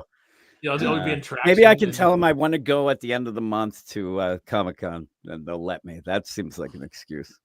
I want Jim to do Steiner math. I want Jim to be like, there's a 0% chance of me going, but if you multiply that by Yeah, exactly. Roy Steel Media says, I'm in a DC mood today. Question for the panel. What is your favorite Justice League run? What is your favorite animated DC movie? And Jeremy Adams is crushing it. Great interview. Aquaman and Green Lantern. So actually, funny enough, we were just talking about Grant Morrison. I think his JLA run might be the best Justice League run I've ever read, but I haven't read everything Justice League, but that is fantastic. Then my favorite animated movie, I used to, when my middle boy was little, he would wake up at night and cry, and I would take him down and I would watch the Green Lantern Emerald Knight movie with him, and for some reason that would always put him to sleep. So that is my favorite DC animated movie. Dylan, what are your answers? I would agree on Grant Morrison for Justice League, and then I'd say Batman Under the Red Hood is the best anime movie. I think that's far and away. It added stuff that wasn't bad. It actually made the movie better, or the story from the comic better. Well, they got Judd Winnick to write the screenplay for it. He came and he did it, and he's like made adjustments for things he wasn't happy with for the comic he wrote, and it was really good. I wish they do that more times. Get the actual comic writer to write the movie. No, you gotta give Tim Sheridan everything. All right, Jim, what are your answers? What's your favorite Justice League run? And what's your favorite DC I do animated? like the Grant Morrison one, but I like the JLI as well, the Keith Giffen and J.M. DeMatteis, if you can include that. But I'm an adult and I haven't watched any animated movies, so I'm sorry. I'm too busy writing dirty songs and hurting myself. Too busy doing songs. Yeah, I have legitimately, I don't know that I've actually watched a DC animated movie. So again, I can't sit for more than 2 seconds. So Sparrow, what do you say? I mean, I'm going to repeat what Jim said about and what you guys said about Grant Morrison's JLA. That just hit right at the time that I was like super into comics. So it's always resonated with me, and it was just great stuff. Howard Porter on art, really well done, and also JLI. Love the Keith Giffen stuff. For the animated, I'm going to go with a dark horse. One that I can really watch over and over again is the Suicide Squad Assault on Arkham. It's set in the Arkham universe, so it's a little bit different version of a lot of the characters, but for some reason I can just put that on in the background and just enjoy the hell out of it. And it's why I enjoy Troy Baker as the Joker more than Mark Hamill, is because I just think he can do Mark Hamill's voice better than Mark Hamill, and he just makes better choices with the material. I saw him one time do the Killing Joke at a convention, do a reading from it. And man, it was great. And then they did that terrible animated version, and Mark Hamill came in, and his choices, like where he puts the emphasis in his sentences and things like that, and what he chooses to do with the material was just, he couldn't touch Troy Baker. He wasn't worthy to dust off Troy Baker's spats. Sully, what's your answer? JLI, by McGuire and DeMatteis and Giffen are number 2, because those were special to me, because I was like in middle school going into high school when those were coming out, and those were great. I love Wahaha, but I love The Obsidian Age by Joe Kelly and Doug Mankey. It brings in Manitou Raven, who ends up being Apache chief of the Super Friends. So 20 years ago, we weren't worrying about member berries. 20 years ago, him saying Unukchuk came at the proper climax of the story, all this emotional buildup and this reveal, like, holy shit, he was Apache chief all this time. And just it was a great moment, and love the art, and it's a really good story. The JLA are trapped in the very distant past, and they meet the Justice League of that day, who use brutal lethal force, and they are outmatched and they are wiped out, and only Nightwing's team can bring them back. And it's really your favorite good. Animated. Yeah, and my favorite animated is Batman Under the Red Hood. Judd Winnick got to adapt his own comic book and wrote the screenplay for that, and it's an improvement on that as well, because we're divorced from Superboy punches, changing continuity. It's just the most basic thing. It's a Ra's al Ghul and a Lazarus pit, And that's like, there we go. That's a better told story than Superboy, power punches, messing up the multiverse. I like that though. I like the whole Superboy, like the idea that he's punching so hard that the walls of reality are shaking and like just small, minute changes are rippling through the timeline. I thought that was a cool fun idea for the overall DC universe. But I understand why you scale it back. I do want to change my answer though, because I was just thinking of like the modern kind of DC movies that they put out. Look, you brought it. You took us here. You already answered. Doc's not going to. Yeah, but I gotta change it because I wasn't thinking of any of the Paul Dini stuff. I was only thinking of the stuff that's like been recently DC produced in like the last 10 years. But if it's a favorite animated DC movie of all time, I'm going to go Batman Beyond: Return of the Joker. Oh, good. Actually, that was going to be my second choice. Mm-hmm. If you took my first choice, which was Mask of the Phantasm. Yeah. I mean, All-Star Superman's actually pretty well done too. It is pretty good. Mm-hmm. But you got a favorite Justice League run? Sounds like you know to me. I can't go with Morrison. Do you like Fatal Attraction or the Phalanx Covenant more? I definitely like Phalanx Covenant more. But no, I mean, I think I got to say Morrison's Justice League. It's the only thing by Morrison that hasn't been tainted by fucking retards that followed him or himself. All right, Doc, live in the now. Why don't you like Fatal Attractions?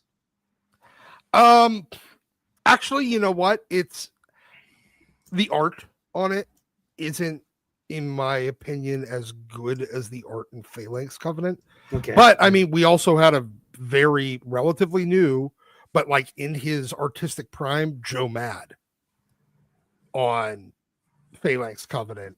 Whereas we had a lot of more traditional Marvel artists on Fatal Attractions. You had John Romita Jr., you had both of the Kuberts, you had a couple other people, whereas Phalanx Covenant was a lot of newer artists. I mean, very nice. Jadron 2, Aaron, who would you cosplay from Darkwing Duck? Oh, I don't cosplay. Would you cosplay as Denise? As what? Denise. The niece. The niece. There is no niece in Darkwing Duck, Wes. I don't know how many times we have to go over this. Oh. Darkwing does not have a niece. He has an adopted daughter.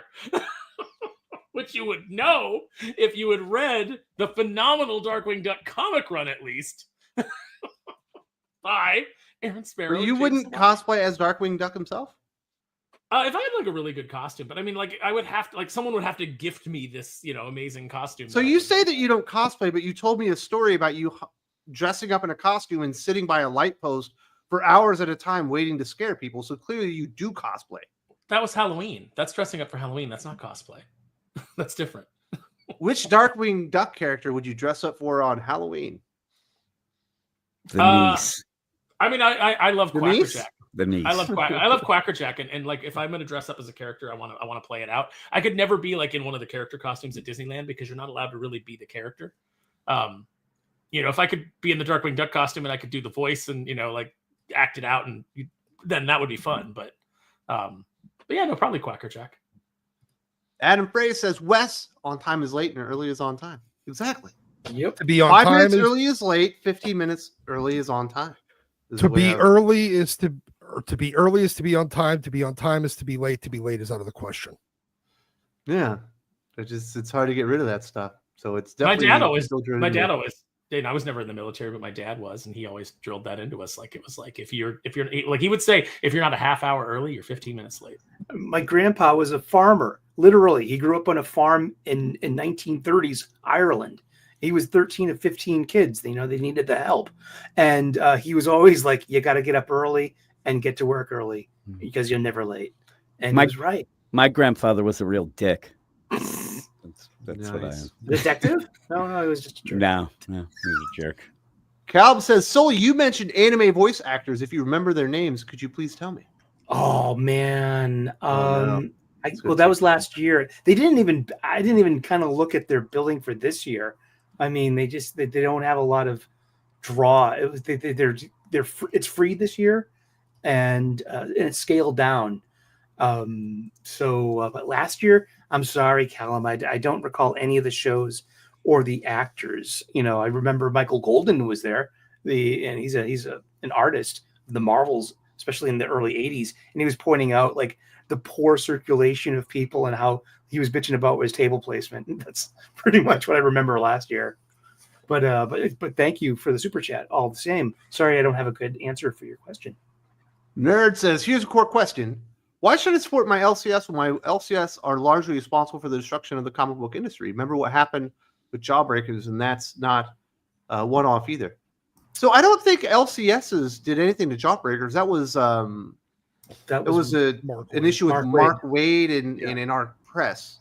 Correct. There were some comic book stores that were like shaming other comic book stores, and specifically your comic book store. Yeah, You know what I mean? Yeah, I got kicked out of mine, but then they went out of business. So yeah, you got fuck 'em. You got screwed over, Dylan. You got removed. Yeah, but all worked out. I found a better comic store after that, so all worked. Yeah, so unless your shop is like literally one of the like 3 or 4 that was out there really condemning anybody that wanted to support the book, I don't think you can really pin that on them. And if you can, then maybe you should go find a new store if you have that opportunity. Obviously, it worked out for Dylan. If you're in a smaller town, maybe you reach out to Yule Carter and Fantastic Comics, and I know that he likes to send things in the mail, and he will get you all the stuff that you want. There's ways around it, but I would support your LCS if you can, and I wouldn't blame the kerfuffle of Jawbreakers on them unless they were part of it. They're small businesses too. That's the American dream. You go out and support a mom and pop shop, a brick and mortar, and that's like, for me, I go to my local comic book shop every week. I make a point to get my bags, my boxes, and my boards there. And I know I could be saving up to 20% if I used my online supply chain, my Amazon. But I make a moral agreement with myself to spend my money at my LCS. I was waiting for Sully to be like, I know I can save 20% if I use my discount code. And then whatever. It's funny. My last LCS gave me a 10% discount off new releases because of my pull list, and my current LCS doesn't. But they also offer like a frequent buyer's card, like a stamp for every $10 I spend. I get a stamp on a card, and now they've accumulated. Now you get $3 off with each card. Now I've got $21 full of spending power. You look at it that way too. I love my LCS. But there's only a few LCSs that specifically went out there and were targeting Jawbreakers, if I remember that correctly. But that was about 6 years ago, if I recall. I think Big Bang was one of them. Yeah, probably. But fuck those guys anyway. Yeah, I do remember Dylan's video. You're like, how could you do this kid? He looks like he's 14. You just kicked a 14. And you find out Dylan's actually 20 at the time. But he just he's a young man. Dylan's gonna look. He's gonna be 16. He's gonna look 30. It's gonna be great. Exactly. I'm very lucky. But how did that make you feel, Dylan? Are you still pissed off about it, or are you good now? No, they went out of business, so that was funny. You kick paying customers out. What do you expect? And then he says, majority are not selling comics and won't pivot when the big two are being trashed. Nearly all of them don't even know Ghost Machine. Yeah, I bet you it's not a majority of all comic book shop owners don't know what Ghost Machine is. They know Ghost Machine. Yeah, because it's an image imprint. But Jeff Johns, it's an image imprint. They know it. There are certainly smaller shops that likely don't have the spending power to go out there and support as much stuff, and the bigger shops that have more money coming in are going to be able to stock their shelves more with like the Ghost Machines or your Flash Gordons or your Conan the Barbarians, some of those better indie titles out there. But I think the majority of comic book shops probably try to stock as much of the indie stuff that they can. But Marvel does take up an inordinate amount of shelf space with the amount of books they put out.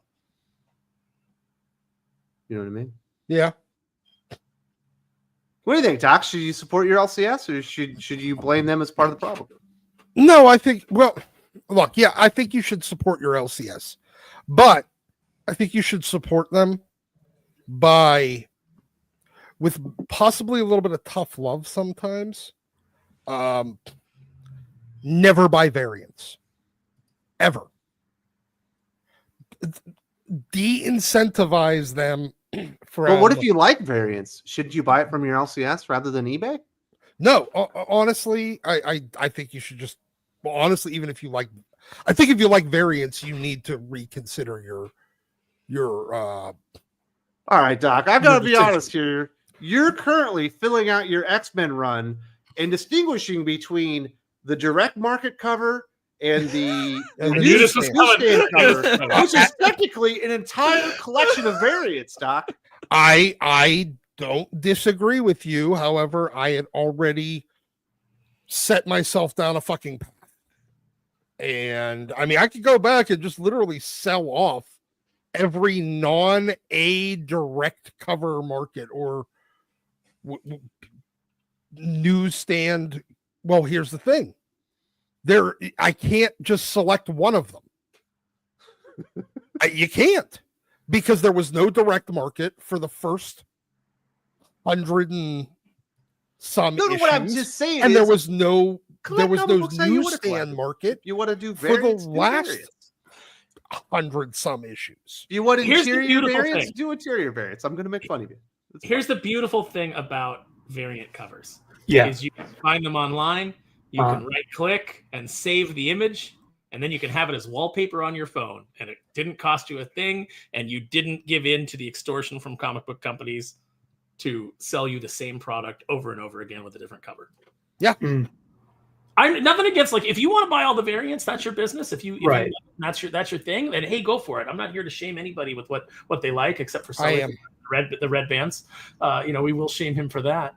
But we all do variant covers. I mean, Doomface has variant covers. You can get different ones. You're trying to appeal to different tastes and what people would like. So you've got. That's why we made Kenneth Rokerford the main cover, because that one we figured would be the one that most people would want. So he says direct to consumer seems to be the best model right now. Yes, if you want to be supporting directly the creator and nothing else, direct to consumer is great. If you want to do Kickstarters and Indiegogos and all that stuff, obviously Aaron's got one live right now. Sully has been supporting lots of crowdfunded comic books. Yeah, I do. Dylan got kicked out of a comic book over a crowdfunded book. What? Yeah, and the book was really bad. So are you going to tell us?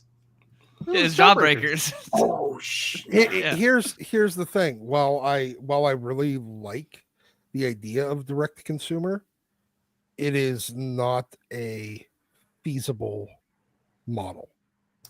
You need both. It is not a growth model. Right. It is not a feasible model. You will get hardcore dedicated people, but that's it. Good luck on casual. Good luck on growth. Good luck on converting non-readers to readers. Because none of them things are going to happen, unfortunately. Yeah, it's not like it's getting out there in a mass distribution into a bookstore or into a pharmacy or even the direct market. 100%. You're not going to get that type of widespread awareness of the product or eyes on it. No, and unfortunately, it'll never happen. And while that will probably work for you, theoretically, you could pull that out and drag that out for most of our, where none of us are exactly, other than Dylan, are exactly spring chickens here. We could probably drag it out for the rest of our mortal lives. But here's what the direct to consumer thing is great for the creator, but if you want a thriving industry, it can't just be direct to consumer. And you have to have another option. And because it's not good, it doesn't help creating a thriving industry. Mm-hmm. It eventually does harm the creator. I had a mail-in subscription as a child. For G.I. Joe or Real American Hero.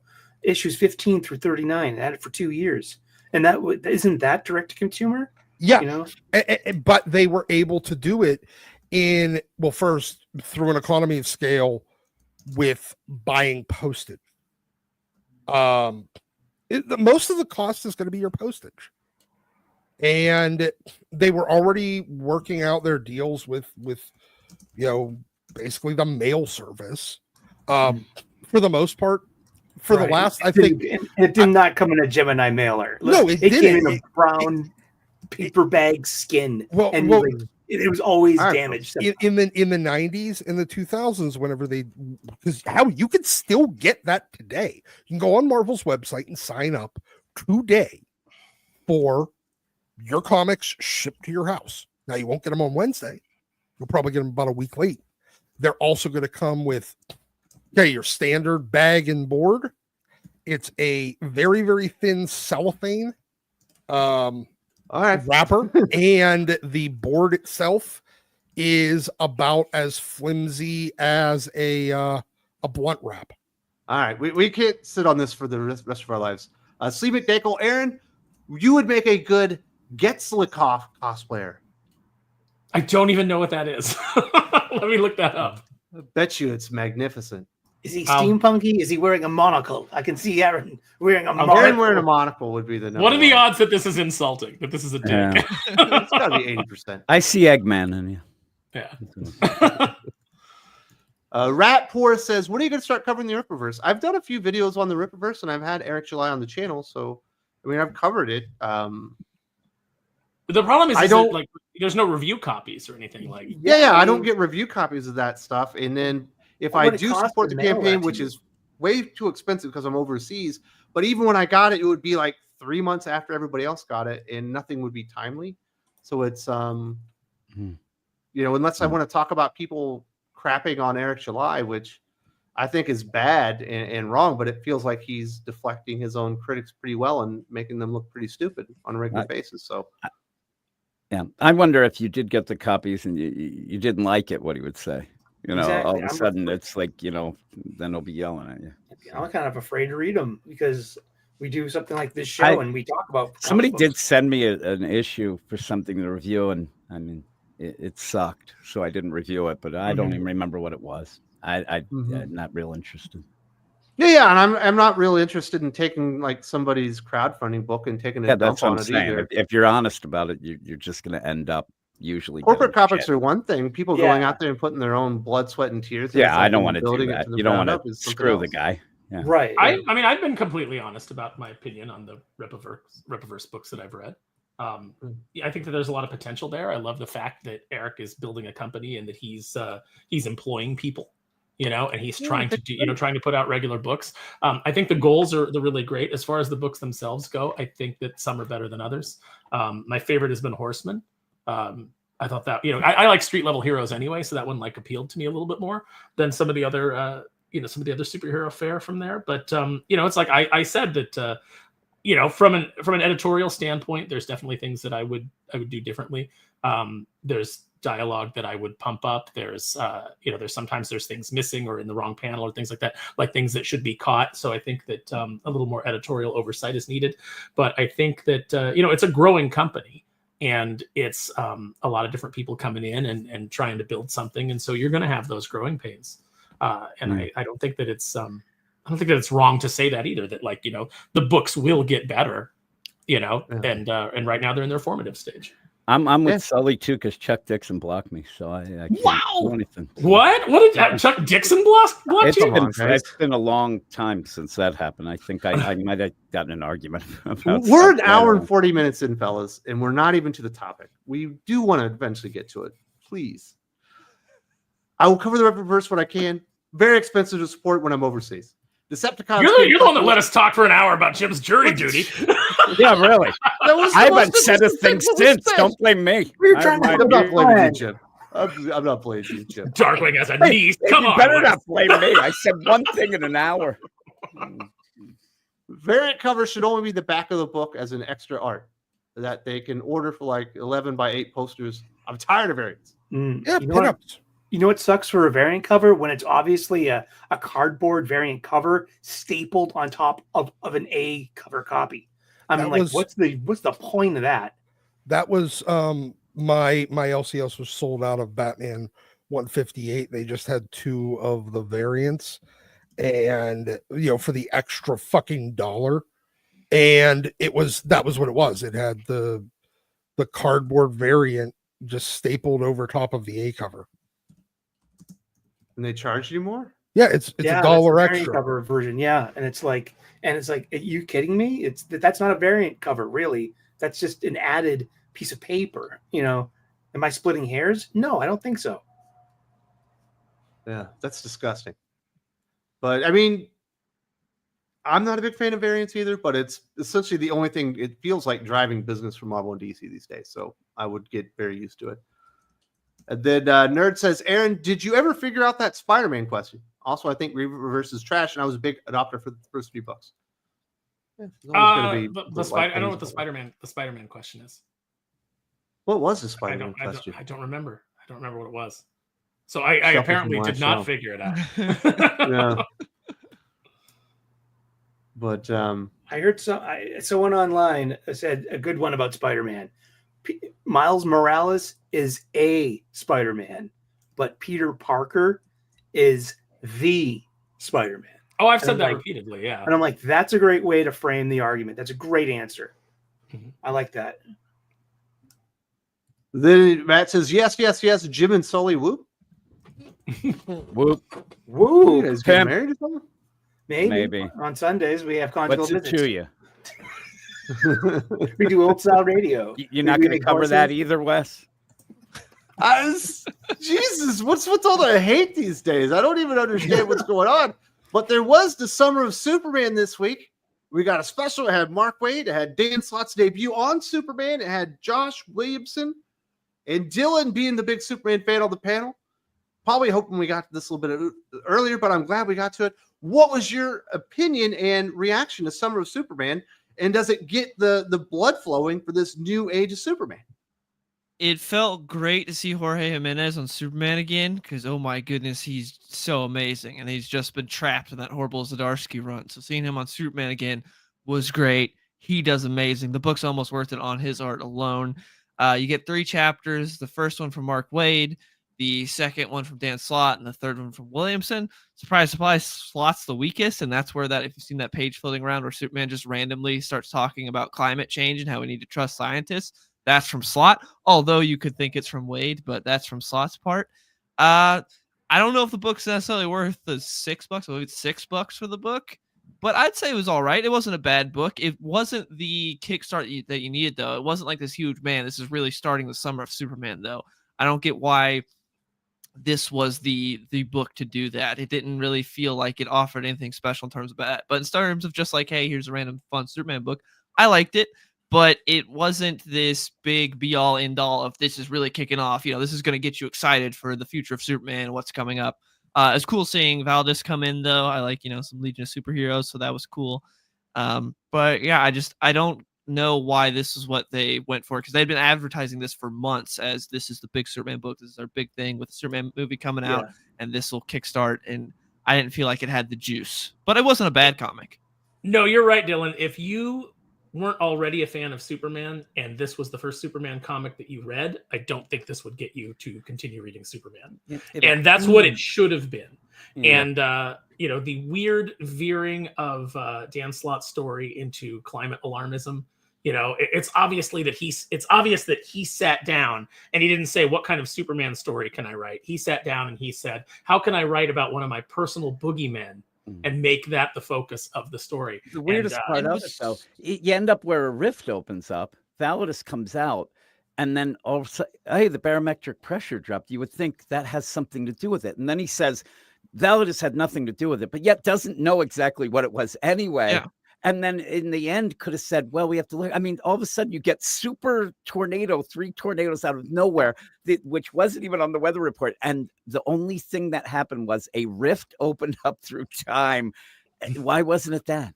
It doesn't make any sense. I want it. Correlation is not causation. Because it doesn't. it doesn't arrive at the conclusion that Dan Slott wants, is so that weird. climate change in our world is real. And that's Nat the conclusion. asks him, she's a scientist, and he's like, we have to. I wanted Nat to go, I'm sorry I asked you, asshole, and just walk away as they all get in their Humvees and rev up and go off is what I really wanted. But I'll ask Dylan, I thought that if you condensed it, got rid of that part, but condensed it a bit, it felt like it could have been just a free Superman Day comic. It's something that you just hand out and say, hey, here you go. Yeah, that's what I was saying with it was just like a random fun Superman story, but it wasn't the be all end all. Like this is it. This is where we're gonna get a lot of new readers into Superman. And that part, it felt so incongruous with the rest of it. Like that, it felt so random when we just got this climate page, this climate thing, just in the middle of it. And you know that he meant that because Superman's just on the panel by himself looking at us. It was so it's like just turns to but my favorite part is like he puts in a defeat for his argument, thinking that he's trying to like represent the other side and diss them, but it's actually a very good point. Is he's like, we need to trust scientists, and then the guy says, "Yeah, it worked out so well on your world." And it's like, oh, got him. I did like Pa Kent though, because in the beginning he's like, my knee feels funky. I think something's gonna happen. Yeah. And Lois is like, no, we already have our meteorologist at the Daily Planet. Nothing's happening. And then when he's being carried off all tornadoes, he's like, you need to fire that meteorologist. I like that. That bit was good. I think he didn't want to set up the chairs. Yeah. They aren't setting up their chairs. See, like, it's okay when he does it though. Right. When Dan Slott writes what he knows, which is my knees hurt, you actually get a good story. When he starts trying to write about climate change and any kind of science, he's too dumb to do it. So. I did see earlier in the chat, someone was like, do you think Dan Slott trusts the scientists and doctors when they tell him about his his health report or something? I saw that. I saw that in the chat earlier. I was like, ooh. That man, like I saw a picture of him recently and I was like, he's got fat wrists. Like there's just no place on his body that's like even remotely like healthy or thin.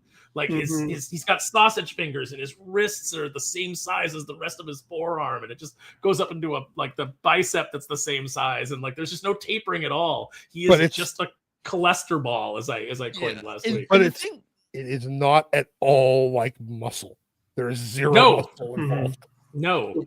What did you think about the? Oh, I'm sorry. What did you think about the Wade story, Act 1? I thought that was the best part. Yeah, I love a Superboy story. I grew up with Superboy, and Superboy and the Legion of Superheroes. That was like I knew that before I knew New Teen Titans, and as a little kid, and because I loved Superboy, that was one of my favorite comics as a small person, and I really, really liked that Mark Waid, first chapter here, and And it's interesting too. I got Williamson Superman on my pull list. So going back to my local comic book shop, they put that in with this week's pull list because they thought, hey, you might be interested. They also put in Absolute Flash 2, and I put both of them back on the shelf. And because one, I put back the Superman one. I thought it was a good, solid issue between all three writers. The Slott stuff was just like it was just Act 2 in this 3-act story. I love the ending and I love the mystery of the future and what the Legion had. And I loved Superboy bringing up the Legion. He looks like he's 15 years old and he's already talking about the Legion. That's great. I mean, that was fun, but I just couldn't spend my money on it because Dan Slott's got me blocked on Twitter and Mark Waid is Mark Waid. I get that. And Jimenez does so good. Destroy and that. He does a great job of differentiating a young Clark with John, because a lot of artists sometimes they draw characters around the same age. They all look the same. You can tell a difference between Superboy Clark and Superboy John, and he does a great job. But like the thing with Dan Slott is like I'd love for him to prove me wrong and for him to be a great Superman writer, but he didn't do that. He wrote Act 2, not even of this, but Act 2 of like a completely different story. It felt like it was just weird. Kind of weird. Yeah. Yeah, and if they were going to go with climate change, it would have been throughout all the stories. It would have been something that it just came out of nowhere. And even the idea that Superman, as he's saying it like he's still floating above and looking down on it. He didn't even land in like, hey, listen, we got to talk about it. So weird. Well, listen, current DC current DC is probably not far from revealing that the way that Superman flies is just by farting continuously. So really, he's adding more methane to the atmosphere. He's creating his That own would global get warming. Sully to buy the Superman book. But it's okay. It's okay because he's one of the elite. So it's okay that he's contributing, to all the carbon. Yeah, it was a strange. The Slott thing was strange because there's tornadoes. This guy comes out of the sky. Why would you associate anything with this like big thing that came out of the sky? Why would you oh, that must have been global warming? But this other thing was him jumping through a time. In this universe, the first thing you should say was, "Oh my gosh, 3 tornadoes came out of the sky. Is the weather wizard around?" Like that's what Especially when none of the scientists knew it was going to happen, the meteorologists, anyone. They even talked about at the beginning where like it's supposed to be a clear, great day. So you think this is some supernatural thing. But then I do think Sully with the final page reveal, because we've been wondering, an all-in Booster Gold. Where's he been? Goes into the absolute. He goes through the absolute universe or whatever. I think the problem is they chose the wrong character. When Wally was lost, people really love Wally, so you had fans who were like, "Whoa, where's Wally?" But I don't think fans have been going, "Where's Booster?" You're upsetting the 5 Booster Gold fans out there. Not that Booster Gold's not a great character. I love Dan Jurgens and all that stuff. There's some good Booster Gold stuff out there, but he's not enough in the forefront of the fandom themselves to be going, we've been waiting to hear about Booster Gold, to where I don't think that probably has the impact. It's more like, oh yeah, Booster's still out there. What's going on?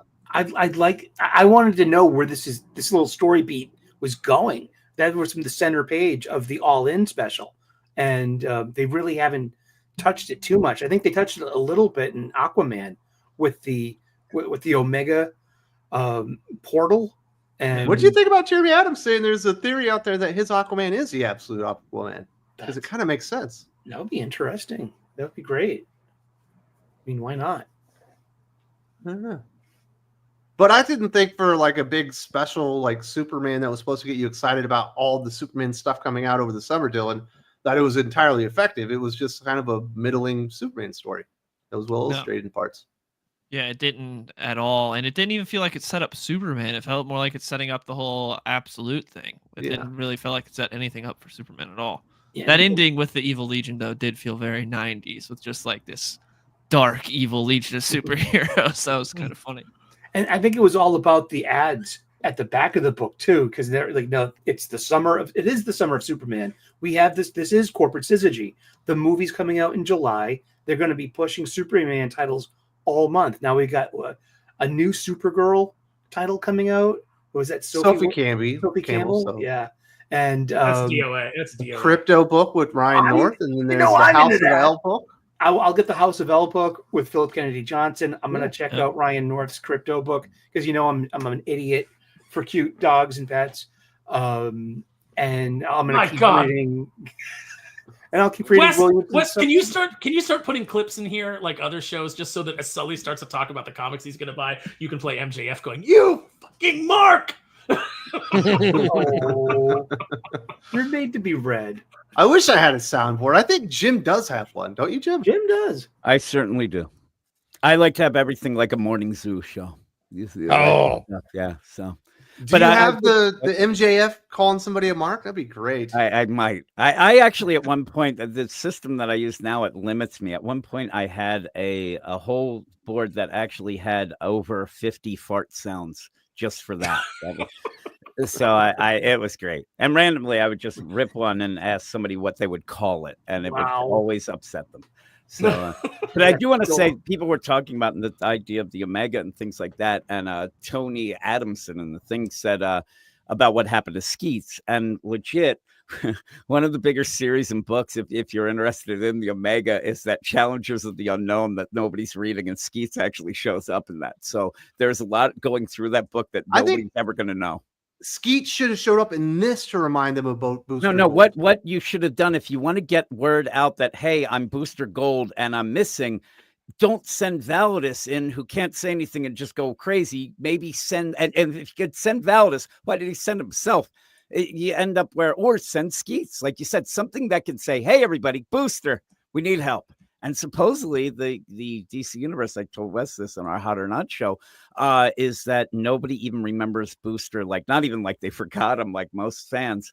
The idea that he's wiped out of their minds. They do not have a memory of Booster ever being alive, is what DC is saying. So it's something that should be pushed in the books and could have been done if they would have done something besides Validus, which is cool to see. But the idea that was the plan to get them to see something wrong was odd.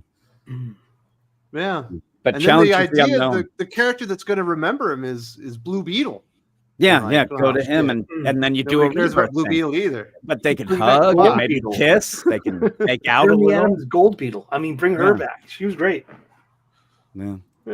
But I'm already bought into Superman. I like the Superman book. You know, I'm excited for the PKJ stuff, but for the most part, Dylan, this didn't buy me into go in and get into action. It certainly didn't make me think that Dan Slott was going to do an amazing Superman Unlimited book. I'm not going to get the fucking Supergirl book. Yeah, it didn't give you a reason to. It's also kind of false advertising having Jimenez on here, because if you read this, then like, hey, you go pick up action, you're like, this doesn't look like what I just read at all. Jimenez isn't on any of this. You know, obviously you'll be happy with Dan Mora if you pick up Superman, but it's been false advertising having Jimenez on here and then having him not on any super books. That's kind of disappointing. But they didn't do anything to set up the future or get you excited. It's just a weird like one shot. I don't know why this was the Summer of Superman book, why this was the big book. It doesn't add up. Yeah. But are you excited for the Summer of Superman? You are the big Superman fan. It sounds like they're going to be pushing him hard. We got the big movie coming up. I'm excited for Philip K. Johnson's book and to see what Joshua Williamson does. Other than that, all the other stuff doesn't get me excited. I don't like the creative teams on Supergirl or Crypto. Something that is cool the other day though was we're getting a part 1 of Philip K. Johnson's omnibus, and he talked about how they let him go buck wild with extras. So he's gonna have like Superman's journal while he was on War World. He's gonna have maps. He's gonna have stuff about all the alien races. So yeah, you mean I'm all the excited nerd about stuff that. I like? Yes, he's gonna fill it with omnibus. He posted a video on Twitter the other day. He's like, yeah, he's like, they let me put whatever I wanted in there. It's like, ooh, I can't wait for that. I'm gonna get that. So you're going to get the omnibus. Does that include the House of L stuff, or is it just a World saga, probably including the Grant Morrison crap? I don't think it includes the House of L. I believe it's just like the first part of his Superman and action run. It shouldn't include any of Morrison's because it's I believe it's tiled like Superman by Philip K. Johnson, like omnibus part 1. So okay, that'd be pretty cool. That'd be worth checking out. Definitely. But I'm not. Like, are you gonna get the Dan Slott first issue just in case? I will read it. I don't know if I'll pay to read it. So yeah. Exactly. That's the problem. And I got a random bit of trivia. A random bit of trivia on April 18th, 1938. So yesterday, Action Comics 1 came out. So it really is the start of this like Superman kind of, season. I love it. I'm into it. That is why it's Superman Day on April 18th. Yeah. And really? Oh, wow. I didn't put 2 and 2 together. Oh, Sully. Oh, shucks. Jim, did you do anything to celebrate Superman Day? No. I read some comics. So I What's your favorite Superman story of all time, Jim? I don't know. I mean, I do like All-Star Superman a lot. And Superman for All Seasons, like all those, insert random thing. I don't like to think about stuff like that. You asked me about stuff of my favorite, and I just don't ever actually just like sit down and think of anything. Yeah, I don't quantify things that way either, and it's always weird. And I don't What's see your favorite, color. blah blah blah. And I'm like, I don't know. And I don't. Yeah, it always when it's thrown on, I don't sit there. That's and like, some of my favorite nerd shit is being like, this is my favorite of this thing. This is my top 10. Well, see, Dylan, Like, that's why you're a hater. I love everything. I mean, I get why people do it. My brain just doesn't work that way. It doesn't go with that for me. Don't box me in. I don't want to make a decision about what was the best. All of them. Can't commit. And actually, I could tell you usually what I hate more than that might be just me. Like I can tell you my least favorite stuff. Yeah, I can tell you the worst thing. More. Yeah, that's what I'm saying. Maybe that just is a reflection of my being an asshole. But I don't know. It kind of changes around a lot and stuff. I had to talk to all these guys about their favorite movies and comic books. It was like pulling Mhm. fucking teeth. Except for Dylan, who knew exactly what his list was. It took like 5 minutes. I legit didn't know what my list was until the second that you hit the thing. I still didn't know what I was going to say. Also, you sprung it on us, at least on me. Like you were like, I we're going to gave talk Jim about at our least a favorite week. movies, and well, look at me. You were like, we're going to talk about our favorite movies and this today. And I'm like, oh, okay. Oh, Like I was- I need time to think about it. If you want me to come up with a list, I can, but I need to really sit down and think about it. If you ask me off the cuff, I don't know. I just wanted to pick something that was so crazily bad that Wes would have to watch it, and then I would just tell him, "Oh, I was just joking," and then we'd go into something You else. picked Star Wars. Yeah, I picked Star Wars. I'm saying I was going It's to. an amazing movie. What are I you was talking going to about, pick Jim? the Beatles' "Hard Day's Night" just to make you watch it, Oh, and yeah, then I that was would be going to say, terrible. by the way, I would Stormy. have seen right through it. Well, there you go. It's kind of up there. Top 5 movies: Star Wars, Conan the Barbarian, freaking The Princess Bride, The Matrix, and oh man, it's probably The Goonies. It's not that hard, Aaron. Put your It's balls very out hard there. because I love a lot of things. So it's like Yeah. I gotta go, okay, wait. But when you actually make me stop, wait, what do I like more? Do I like Raiders of the Lost Ark more, or do I like Star Wars more? That's And which one am I picking? Am I picking it because I saw Star Wars and that like blew my mind as a kid? But actually, I think that Raiders is probably like more. I start having those conversations in my head, so I need time to parse all that out before I give you like a definitive top 5. Yes. Otherwise, I'm just going to be saying things, and it just turned into conversations of things that we like so many things of our conversations That's do. kind of what Westwards. me Like, and Wes what did. about Big Trouble in Little China? That's a great movie. We were talking It's about like Time Bandits. We were talking yeah, about it's like Ice Pirates with I the mean, space this is surfing. an amazing movie. I love That's it. what happened, Aaron. Me and you are exact, because I do believe when I listen back, it's me and Wes just suddenly just talking about other shit that we like.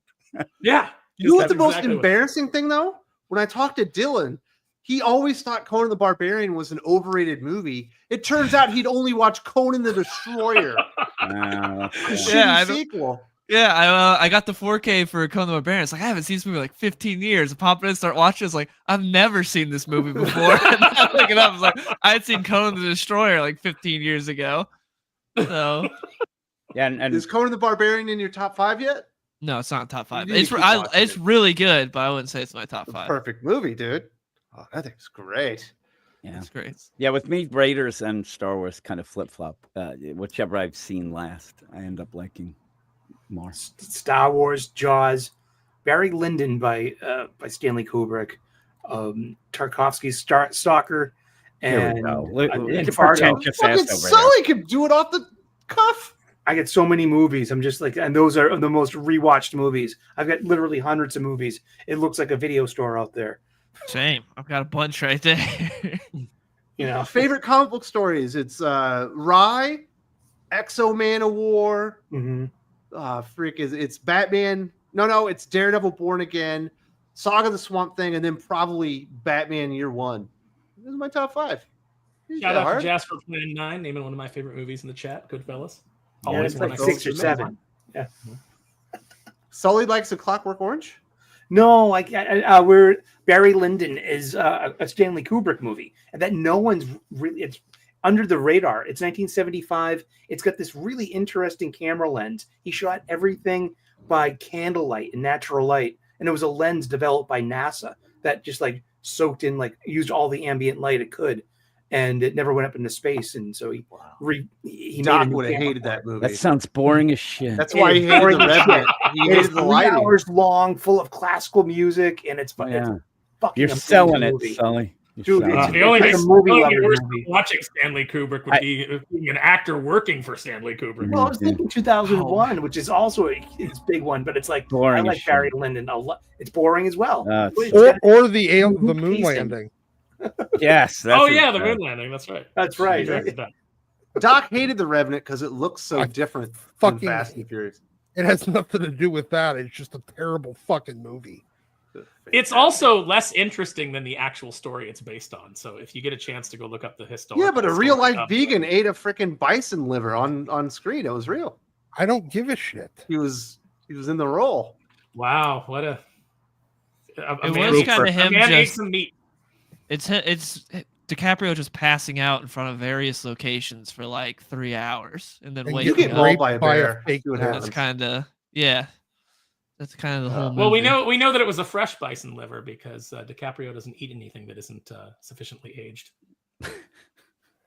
True. My goodness. All right, Sparrow. In celebration of the summer of Superman, can you give us one Superman movie and one Superman comic recommendation? Superman movie is easy. That's going to be the Christopher Reeve Superman movie. Still the best Superman movie ever made. Never committed to film. Superman the movie? Yeah, Superman the movie with Christopher Reeves. What's your? Or is it Christopher Reeve? Do we add the S? I can't remember if it's Christopher George Reeve, right? Reeves and Christopher Reeve. That's right. That's what the confusion is. Favorite Superman story. I mean, I love the old Silver Age ones that were crazy, where it's like, my head is an ant. You know, it's like those are all fantastic. But I really love Superman versus the Elite.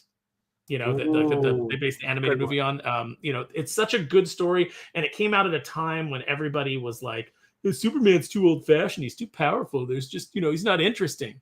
And it was like, okay, it's a challenge. I'm going to tell a story. Here's all these new, you know, types of heroes that you guys are all in love with. These heroes that kill, and Superman's too old-fashioned. And pairing them off against that, I thought was absolutely fantastic. And by the end, it's a clear illustration of what makes Superman great. You know, and then right behind that, you've got All-Star Superman, which I think is a fine... Hey, people got to have their own choices here, and you can't be stealing them all. Well, that's always the problem, right? You usually get to me last, and all the choices are taken. I hit you first. Jim, what's your favorite Superman movie, and what's your favorite Superman story? I don't know. Poor Jim. Jesus There's Christ. only seven movies. Isn't the show over? I like this Superman the movie. I mean, I'm gonna pick the one that I saw. I did like that.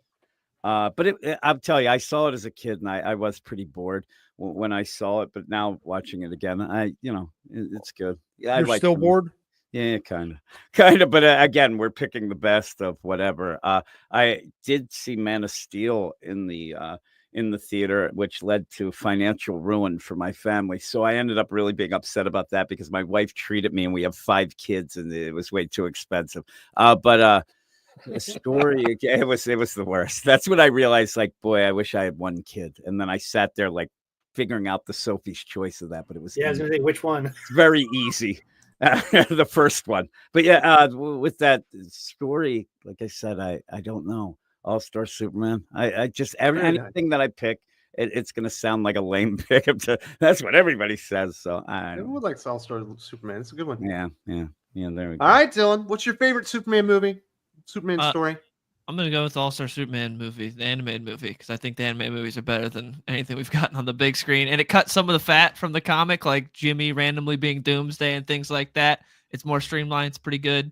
And then for comic, it's Superman Up and Away. I think it's the best Superman story ever told. It really highlights who Clark is as a character. It's really good. So. Absolutely. Not in print, but you can get an old copy, but it's going to be expensive these days. Yeah, you can get an old copy, or you can get they just did the Kurt Busiek collection like a year or 2 ago. You can get that. And it includes all the Jeff Johns stuff too. Yeah. It's so crazy. Every time Dylan says that, I think he means the Tom King story. I did too. Yeah. Like that's up in the sky. That's up in the sky. Yeah, it always throws me. It always sounds like, the best thing from Tom King, though. It's up in so the sky. Odd, that story. But yeah. And all he had to do was avoid the one thing he always does, which he just had to avoid subverting the character. Yep. Killed kids. Sally, what's your favorite Superman movie in comic book story? Well, Superman 3 is really close to my heart because it was on endlessly one summer on HBO. But no, it's Superman 2 because there's nothing better than the negative zone criminals escaping. There was Terrence Stamp owned that movie. That was just he's the best Zod of all time. He's the best Zod of all time. What a great bad guy. What a great foil. Yeah, out of what, 2 Zods? That's crazy. There's been lots of Zods in cartoons. And my favorite Superman story is I'm going to go with Alan Moore's Whatever Happened to the Man of Tomorrow. I love All-Star Superman. I love Secret Identity. There's so many good Superman stories. Action Comics 775. But I mean, Whatever Happened to the Man of Tomorrow, I was a kid. I was there for Crisis on Infinite Earths. And it had these 3 really poignant story moments. One, Krypto sacrifices himself, defeating the Kryptonite Man in order to save Clark. 2, the Legion come back in time, and they have Kara. And Kara just sacrificed herself in Crisis. And he sees his cousin that he just lost. and then it's just this really emotional shot of the left, and he's crying because he's like he misses his cousin, and then the very last panel is him winking at the fourth wall, breaking the fourth wall, like that wink, isn't that right, Lois, kind of thing. And that's like so like Silver Age, and it's a beautiful Superman story. It wraps up the Silver Age and the Bronze Age of Superman stories, the Silver and Bronze Age, and we go into post-crisis. Yeah, very nice. Doc, what's your favorite Superman movie and comic book? All right, so since a number of people have already picked All-Star Superman, I'm gonna go with you know what? I'll do the Superman Batman Doomsday animated movie. I mean, it's not a solo Superman movie, but otherwise Perfectly it's gonna fine be choice, sir. huh? Perfectly fine choice, sir. Yeah. And then for favorite Superman story, you know what? It's so cheesy. It's not quintessentially Superman whatsoever. I mean, I love like Morrison and Quitely's All-Star Superman. Also, another thing that Morrison did that didn't get fucked up somehow. But the Superman Godfall, which I thought was just a good story. Cool. And the art is fucking spectacular in it. You got Talent Caldwell. Who was it? Talent Caldwell, Jeff Loeb, Michael Turner, all working on it at the same time. Yeah, I'm good with that. Very nice. I will go with Superman 2. Definitely the best Superman movie of all time. I love Terrence Stamp as Zod. Absolutely owned it. I like the big oof that couldn't control his powers. I love everything about that movie. And then for Superman comic book story, said a lot of my favorites. I'll go with Superman 100-page giant man in Superman from Marv Wolfman that they released like 3 or 4 years ago. It was absolutely fantastic. It's a billion times better than Mark Waid's Birthright if you want an alternate like origin story of Superman in Metropolis. It's absolutely magnifique. It almost never got released. It was actually done for, I think, was it 8 years, Dylan?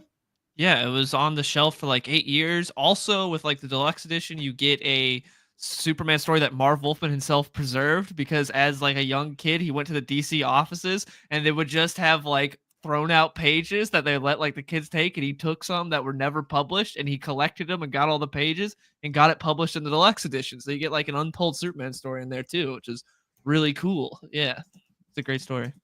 Absolutely. So that was a lot of fun. We got some people. Garfield's Bizarre Adventure. Maybe you guys should cover Comicsgate not fulfilling their books. It's been 5 years since people paid for Rainbow the Brute, and it's not delivered. I haven't been covering Comicsgate on this channel for like 7 years, and I don't plan on changing that. It feels like there are plenty of channels out there that are covering Comicsgate related material, and it's just not something that I find I have a lot of passion for at this point, and I haven't for a long time. I think it sucks that the book hasn't been fulfilled. We did have Ethan Van Sciver on the channel 2 or 3 years ago, and we made fun of him for it. And it sounded like he wanted to get the book out, but it hasn't happened. I don't know anything about it. I will continue to make fun of Ethan for not fulfilling his shit. At this point, look, I'm sorry, but if you buy something from him, don't expect it.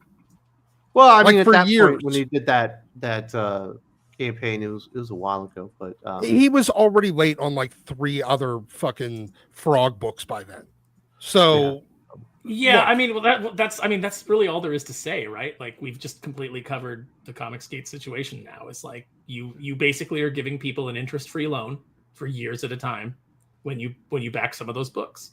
Not everybody. And I don't mind having Comicsgate people on. I'll have Art T-Bear on. I'll have Mike Bear and anybody that says there's Comicsgate. Aaron Lopresti is great. Yeah, absolutely. We'll talk about comic books and they can promote their book and all that stuff. But I am not we're not a Comicsgate channel. We haven't been, and we aren't essentially ever. That's not my thing. Yeah. But I like a lot of those people. They're all real nice. But it's not my scene at all. Sleepy Dankle, trust the scientists. Meanwhile, Superman's biggest enemies are Lex Luthor and Brainiac. Not to mention, Dylan, that freaking Krypton's entire planet destroyed for trusting the scientists. Yes, but also this guy did the biggest cardinal sin, which did Luthor. I hate it. People do this all the time. It's Luthor. He also did this in a normal comment earlier in the chat before he did a super chat, and he did Luthor that time to it. So it's not a typo. It's Luthor, not Luther. This drives me up the wall. I hate it. I hate it so much. That reminds me of true American. What are you doing? But yes, yeah, it doesn't make a whole lot of sense with the trust the scientists when we see what happened with Krypton. And Lex Luthor is the smartest guy in the DC universe, and you don't really want to trust that guy. Yeah, man. So that's like is that your button? That's one of them. Yeah, that it drives me up a wall. How many people do it? It's not Luther. It's Luthor. Does it also get mad, Dylan, when people say a Philly cheesesteak has green peppers? I'm just asking you. That gets me mad. When I was a kid, my mom was like, "Oh, you and your Bolo Fed action figure. It's Boba! Ma, it's Boba!" But seriously, a good Philly cheesesteak, you get a hoagie, you get obviously the cheese, you get the steak that's grilled, you get peppers, onion, and mushrooms, and then you get You're provolone. completely wrong. What you have now is a cheesesteak. It's not a Philly cheesesteak. It's still a cheesesteak. It's great. It'd be great to eat, but it's not a Philly cheesesteak. There are rules. My favorite Boston clam chowder is with tomato. Then he says Dan Slott did an interview where he admitted that he intentionally modeled his career on John Byrne, Spider-Man, Fantastic Four, She-Hulk, now Superman. Too bad he's not Byrne. Yeah. Well, he tried the I'm gonna be gruff and difficult and abrasive to fans, except for he has nowhere near the talent of fucking Byrne. So his career path is as derivative as the things that he copies from in his writing. Apparently. That's what I take from that. Yeah. But it's too bad he's not a good artist and he's not a good writer. He's done some okay things. But I'll check out Superman Unlimited, but after that reading Superman, I'm not expecting much. It wasn't good. And then the question: if you were forced to, how would you write ASM to permanently move from MJ and Peter and still keep the reader base happy and accepting? Ooh. Oh, I've literally given that no thought. Really? Yeah, I completely forgot about that because it's. I think it's a trap. I mean, it's a trap. I don't think you can. I don't think there is a way to satisfy the reader base. Whatever you do, they've painted you into such a corner that whatever you do, you're going to make somebody unhappy. That's true. And that's just comics. Like I haven't really, a really celebrated run on a character, and but there's still people out there that absolutely hate what we did. So I mean, you're never going to please. Now it's not a majority. It's a very small minority of particular weirdos that are just upset that you didn't accept like their ships, but you're never going to be able to do that. But the majority of the reader base wants Peter and MJ together, so there's not a satisfying way out of that. You could kill her off, make him get over it.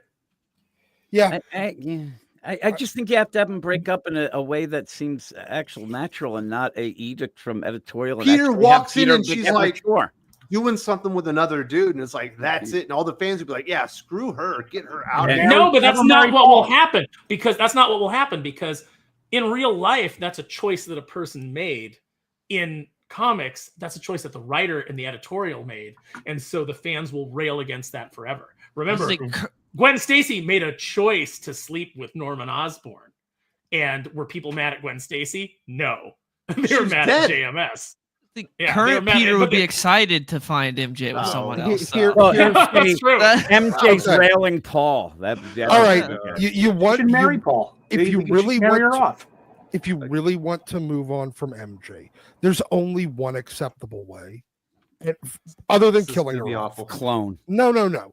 You actually need to put him in a relationship that's a healthy relationship. Yeah, that's real. Not him getting fucking routinely made to look like this bitch boy, not some chick he's sleeping on the couch of, not some boss chick that's all super successful while he's a fucking loser. None of this normal shit that they keep wanting to do to make Peter a bitch at 30. I'll tell you what you do. The only acceptable fill-in for MJ is you put him with the Black Cat, and Peter just loves her down so good that she's like, I'm not even bisexual anymore. I am all about Peter Parker, and then you just have them be like a superhero couple, which is what they ended up doing with MJ anyway. They made her a superhero because they don't have any other ideas, and it's stupid, and I hate it. And now that will always be part of the character's history, and it just, like Mary Jane is ruined at this point. So I don't think that you can really salvage anything or do anything satisfying. The best that you can do would be to erase continuity and just go back to the marriage. None of this ever happened. Or you could just print out all the... Wait, no, that was Gwen Stacy. Never mind. You can't go to Mexico. Commodore VHS. You could always buy Eric July's dog crap. Yeah, I have such zero interest. I have such zero interest in this tribalism between Comicsgate and Eric July. Like it is so reductive to me. And I just absolutely hate it. So, I mean, just miss me with all of that. Yeah. Agreed. If you don't like the book, don't support it. I don't understand what. That's why Comicsgate, like, why don't you want to cover Comicsgate? Because I don't want to. It's like, it's not fun drama. It's not even. There's nothing enjoyable there for me at all. It's not even interesting drama. Mhm. Like, it's just people literally pissing on each other's legs for the sake of doing it. Yeah. Mr. DC Comics, is Mongol underrated for Superman's best villain, Dylan? Yes, I just talked about this in the video I put out yesterday because I suggested Warworld Saga, and I was like, come to think of it, he's one of the most underrated Superman villains. He's Warworld Saga, Superman Exile, the Alan Moore Annual. Mongol's in like some of the best Superman stories ever told. It'd be cool if we got him for a movie. But he's would be competing with Lex Luthor and Doomsday and some other pretty big villains. Yeah, Lex is my favorite, but Mongol's up there. He deserves to be in the conversation, and I wish he'd get more shine. I think Hank Henshaw's better, but Mongol's fun. I like Hank Henshaw a lot, but I like Mongol better. Yeah. Cooler He's design very on nice. Hank Henshaw. Absolutely. One of the best designs ever. Now let's get into our regular comic book recommendations. We had a great week in comic books. If you like the indie books, if you're a Marvel DC fan, it was a little bit more hairy. Dylan, as we head on out, what are you recommending people read this week? I would recommend Absolute Flash #2. I thought it was better than the first issue. We get some more stuff going on. Ultimate Wolverine #4. I'm still digging Ultimate Wolverine. Red Coat #11. And Deadly Tales of the Gunslinger Spawn #5. It's really good, and it's Jimmy Palmiotti writing a supernatural western. And it's only $3. It's one of the few $3 books out there. It's worth it. That's fun. $3 for 2 more months. Hey, well, so that's 7 issues for $3 each. That's good. Absolutely. So you're on the Jimmy Palmiotti Gunslinger Spawn? Yeah, I loved his Jonah Hex. He did some creator-owned Western stuff on like Kickstarter that I supported that I loved. I think he's got a great voice for Westerns.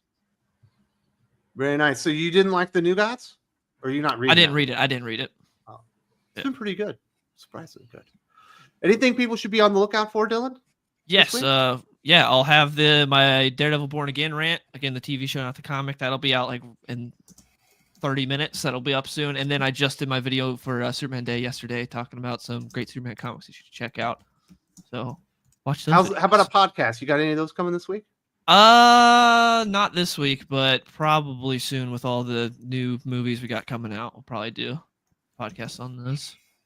Very, very cool. Sully, are you recommending any people read funny books this week? I got some funny books. I got them from my local comic book shop, fresh this Wednesday. But first, it's Easter Saturday. So happy Holy Saturday to anyone out there that practices the faith and celebrates that this is the most holiest season for Christians out there. So what do? I watch Jesus Christ Superstar and Monty Python's The Life of Brian as a double feature today. I'll be these are my Easter movies. What did I get from the store this week? I got New Gods #5. Great issue, great art, so much fun, having a great time with this. G.I. Joe, A Real American Hero, The Silent Missions, Spirit. This was, again, interesting. I think we tend to pick on it too because it's quite obviously meant to be something, a mission that's done in complete silence, but then we can totally tell, no, they're just taking away the word balloons and the onomatopoeia. You know what I mean? So it's the colors are really nice in that book, though. The colors are really nice in this book too. But these have been fun because I'm really tuned in. And going back to our friend Jeremy Adams, Flash Gordon #8. This is still a great book. It might be flying under your radar, and it's collecting into trade paperbacks as well. If you're waiting for that kind of opportunity to hop on, don't miss out on Mad Cave's Flash Gordon by Jeremy Adams, and usually Will Conrad too. But he's got a new artist this month. Generic this week. Yeah, but it's still it's a really good book. Or Gerenic, I think is actually how you say it. My bad. I can't wait to Gerenic, send that. Yeah. I can't wait to send that trade to my dad. Really? Oh yeah. This is, and it's kind of like because it's just like it's the amalgamation of all the best Flash Gordon through the lens of the movie in a way. You know what I mean? It just it feels very much like the movie in a way, but they look like classic, King Feature Flash Gordon characters. Couldn't agree. Couldn't agree more. That was a great book. Great book, and thank you so much for having me on. This is great. I love talking funny books with everyone out there in TV land. There's something. So I've got to apologize to Weird from Gym Science. Weird from Gym Science. Jim from Weird Science. Jim, I'm sorry. We devolved into too much television and movie talk and toy talk. I almost fell asleep. You can't get with it. I can't. You were hating on us the entire time. My bad. The whole deal. All of you. I hate your guts. But the chat said you were great. The chat said you were great today, Jim. I was being miserable. I just said it's nothing that I have anything to say. I don't know. Now I feel bad. No, I feel terrible. Screw all you. Screw you, Wes. Oh, geez. No, it's not your. It's not your. I'm the host. Get me, but everybody else loves that stuff. I have not seen a movie legitimately in the last 15 years. I think, and it's just done. I just don't watch them. So you saw Deadpool with your kids, which was fully inappropriate. No, again, I did. Yeah, there's a couple like that. I did take my young kids, one being 4, to see Deadpool. That is true. that was Dad great. of the year. Yeah, I did. I guess I don't know. I haven't really watched much of anything, but yeah, I feel bad not being able to contribute, and then I get angry at myself. So. Oh no, you're fantastic. We love you, Jim. Are you recommending any books this week? First up, I want to say Melman says that Yule brings the best and worst out of me. He says I love Yule. I actually love you. Yeah, I love Yule a lot. I talked to Yule this week. It sounds like he'll probably come on somewhat soon, but he's been working on some things. Okay, well, tell me beforehand because I don't want to fucking be on that show. No, I mean, I love Yule. You can't have that. No, I do. I love Yule. Me and Yule disagree with a lot of things, but I do love him. My recommendations are what this is comics. You didn't read any indie books, man. No, I still haven't. I was going to last night. So Absolute Flash, like Dylan said, and then I'll also throw in Sonic DC. That deal. What is it? I can't remember exactly. That final page reveal on Absolute Flash was like the deal breaker for me. Never mind. I don't know. They set it up okay. Once I. Oh, Wes, you got to tell me what it is at the end because I was actually going to ask you. Should I pick up Absolute Flash? So now I got to know what the ending is, so I can make my determination. It's their version of Gorilla Grodd. Yeah, you get a Gorilla Grodd. Yeah, I don't think that you would like it, and I wouldn't recommend it. But it sounds like Dylan and Jim thought it was much better than I did. Yeah, I liked it. Yeah, it's Absolute, so it's something different at the end. I was happy with a different version of Grodd. Instead of I'm with Dylan. Here's Bane, but bigger. Yeah. It's funny too. Oh, the head is smaller. When you have that, but I think that also I when I first read it, I was like, okay, and then I reread it and actually was thinking about it, and I really liked it. The second read, I liked it a lot more, like thinking about what some of the things could mean and how the Omega, universe and things like that. And then when Grodd came, I did just laugh kind of at the end. And there's some cool moments, like him getting past Glider was really cool. They're like, oh, this guy is actually really fast. Yeah, they were not ready for him. That is for sure. I like Glider kept saying, like, it seemed like almost 10 times, nobody's ever escaped me. And I'm like, all right, Glider, you better change that. But no, I did end up liking it. And like I said, the DC Sonic book, I really have fun reading that. And a lot of people kind of complain that it's more in line of a Sonic book than a DC book. And I agree, and I like it. It's the guy who writes the Sonic book. But at the end, you had a twist there where the Sonic characters go to the DC universe. And I want to see what that leads to. So I really did like those. See, I don't hate everything. And what are you writing now? Don't ask Jim to be. No. Somebody said something about Judge Dredd rumors. I'm like, I'll believe that when I see it. And also, I will say I wasn't gonna be on the show today, and Wes asked me, and then at the last second, I did decide. But there's so much shit going on around me right now. I'm getting 800 texts and all this shit hitting like my life does. So I'm kind of distracted with that as well. So it wasn't just the movie and cartoon talk that I hate to the core of myself, but it's fine. Having a little bit of nerd fellowship with us this week. It's been a lot of fun. Yeah. We love you, Chip. Oh, thank you. Yeah. At least you do. No doubt. can sign me Roaring down Steel for, Media. like- Thanks for a great stream, everyone, and happy Easter. John 11:25 through 26. Well, thank you very much. I hope everyone has a fantastic Easter weekend. We're going to be having a very nice dinner tomorrow with the in-laws and all that good stuff. And we've been having a great Holy Week. So it's been really fun here, and I hope everyone else is enjoying that. It is a believer. Sparrow, you're a believer. What are you recommending this week? You recommending Jesus Christ Superstar? So tomorrow after Easter dinner, I'm going to go see the animated King of Kings film. So we'll see how that is. So that unfortunately I do work in the morning, so I will not be attending service. But so I figured that the movie is a good a good substitute, I guess.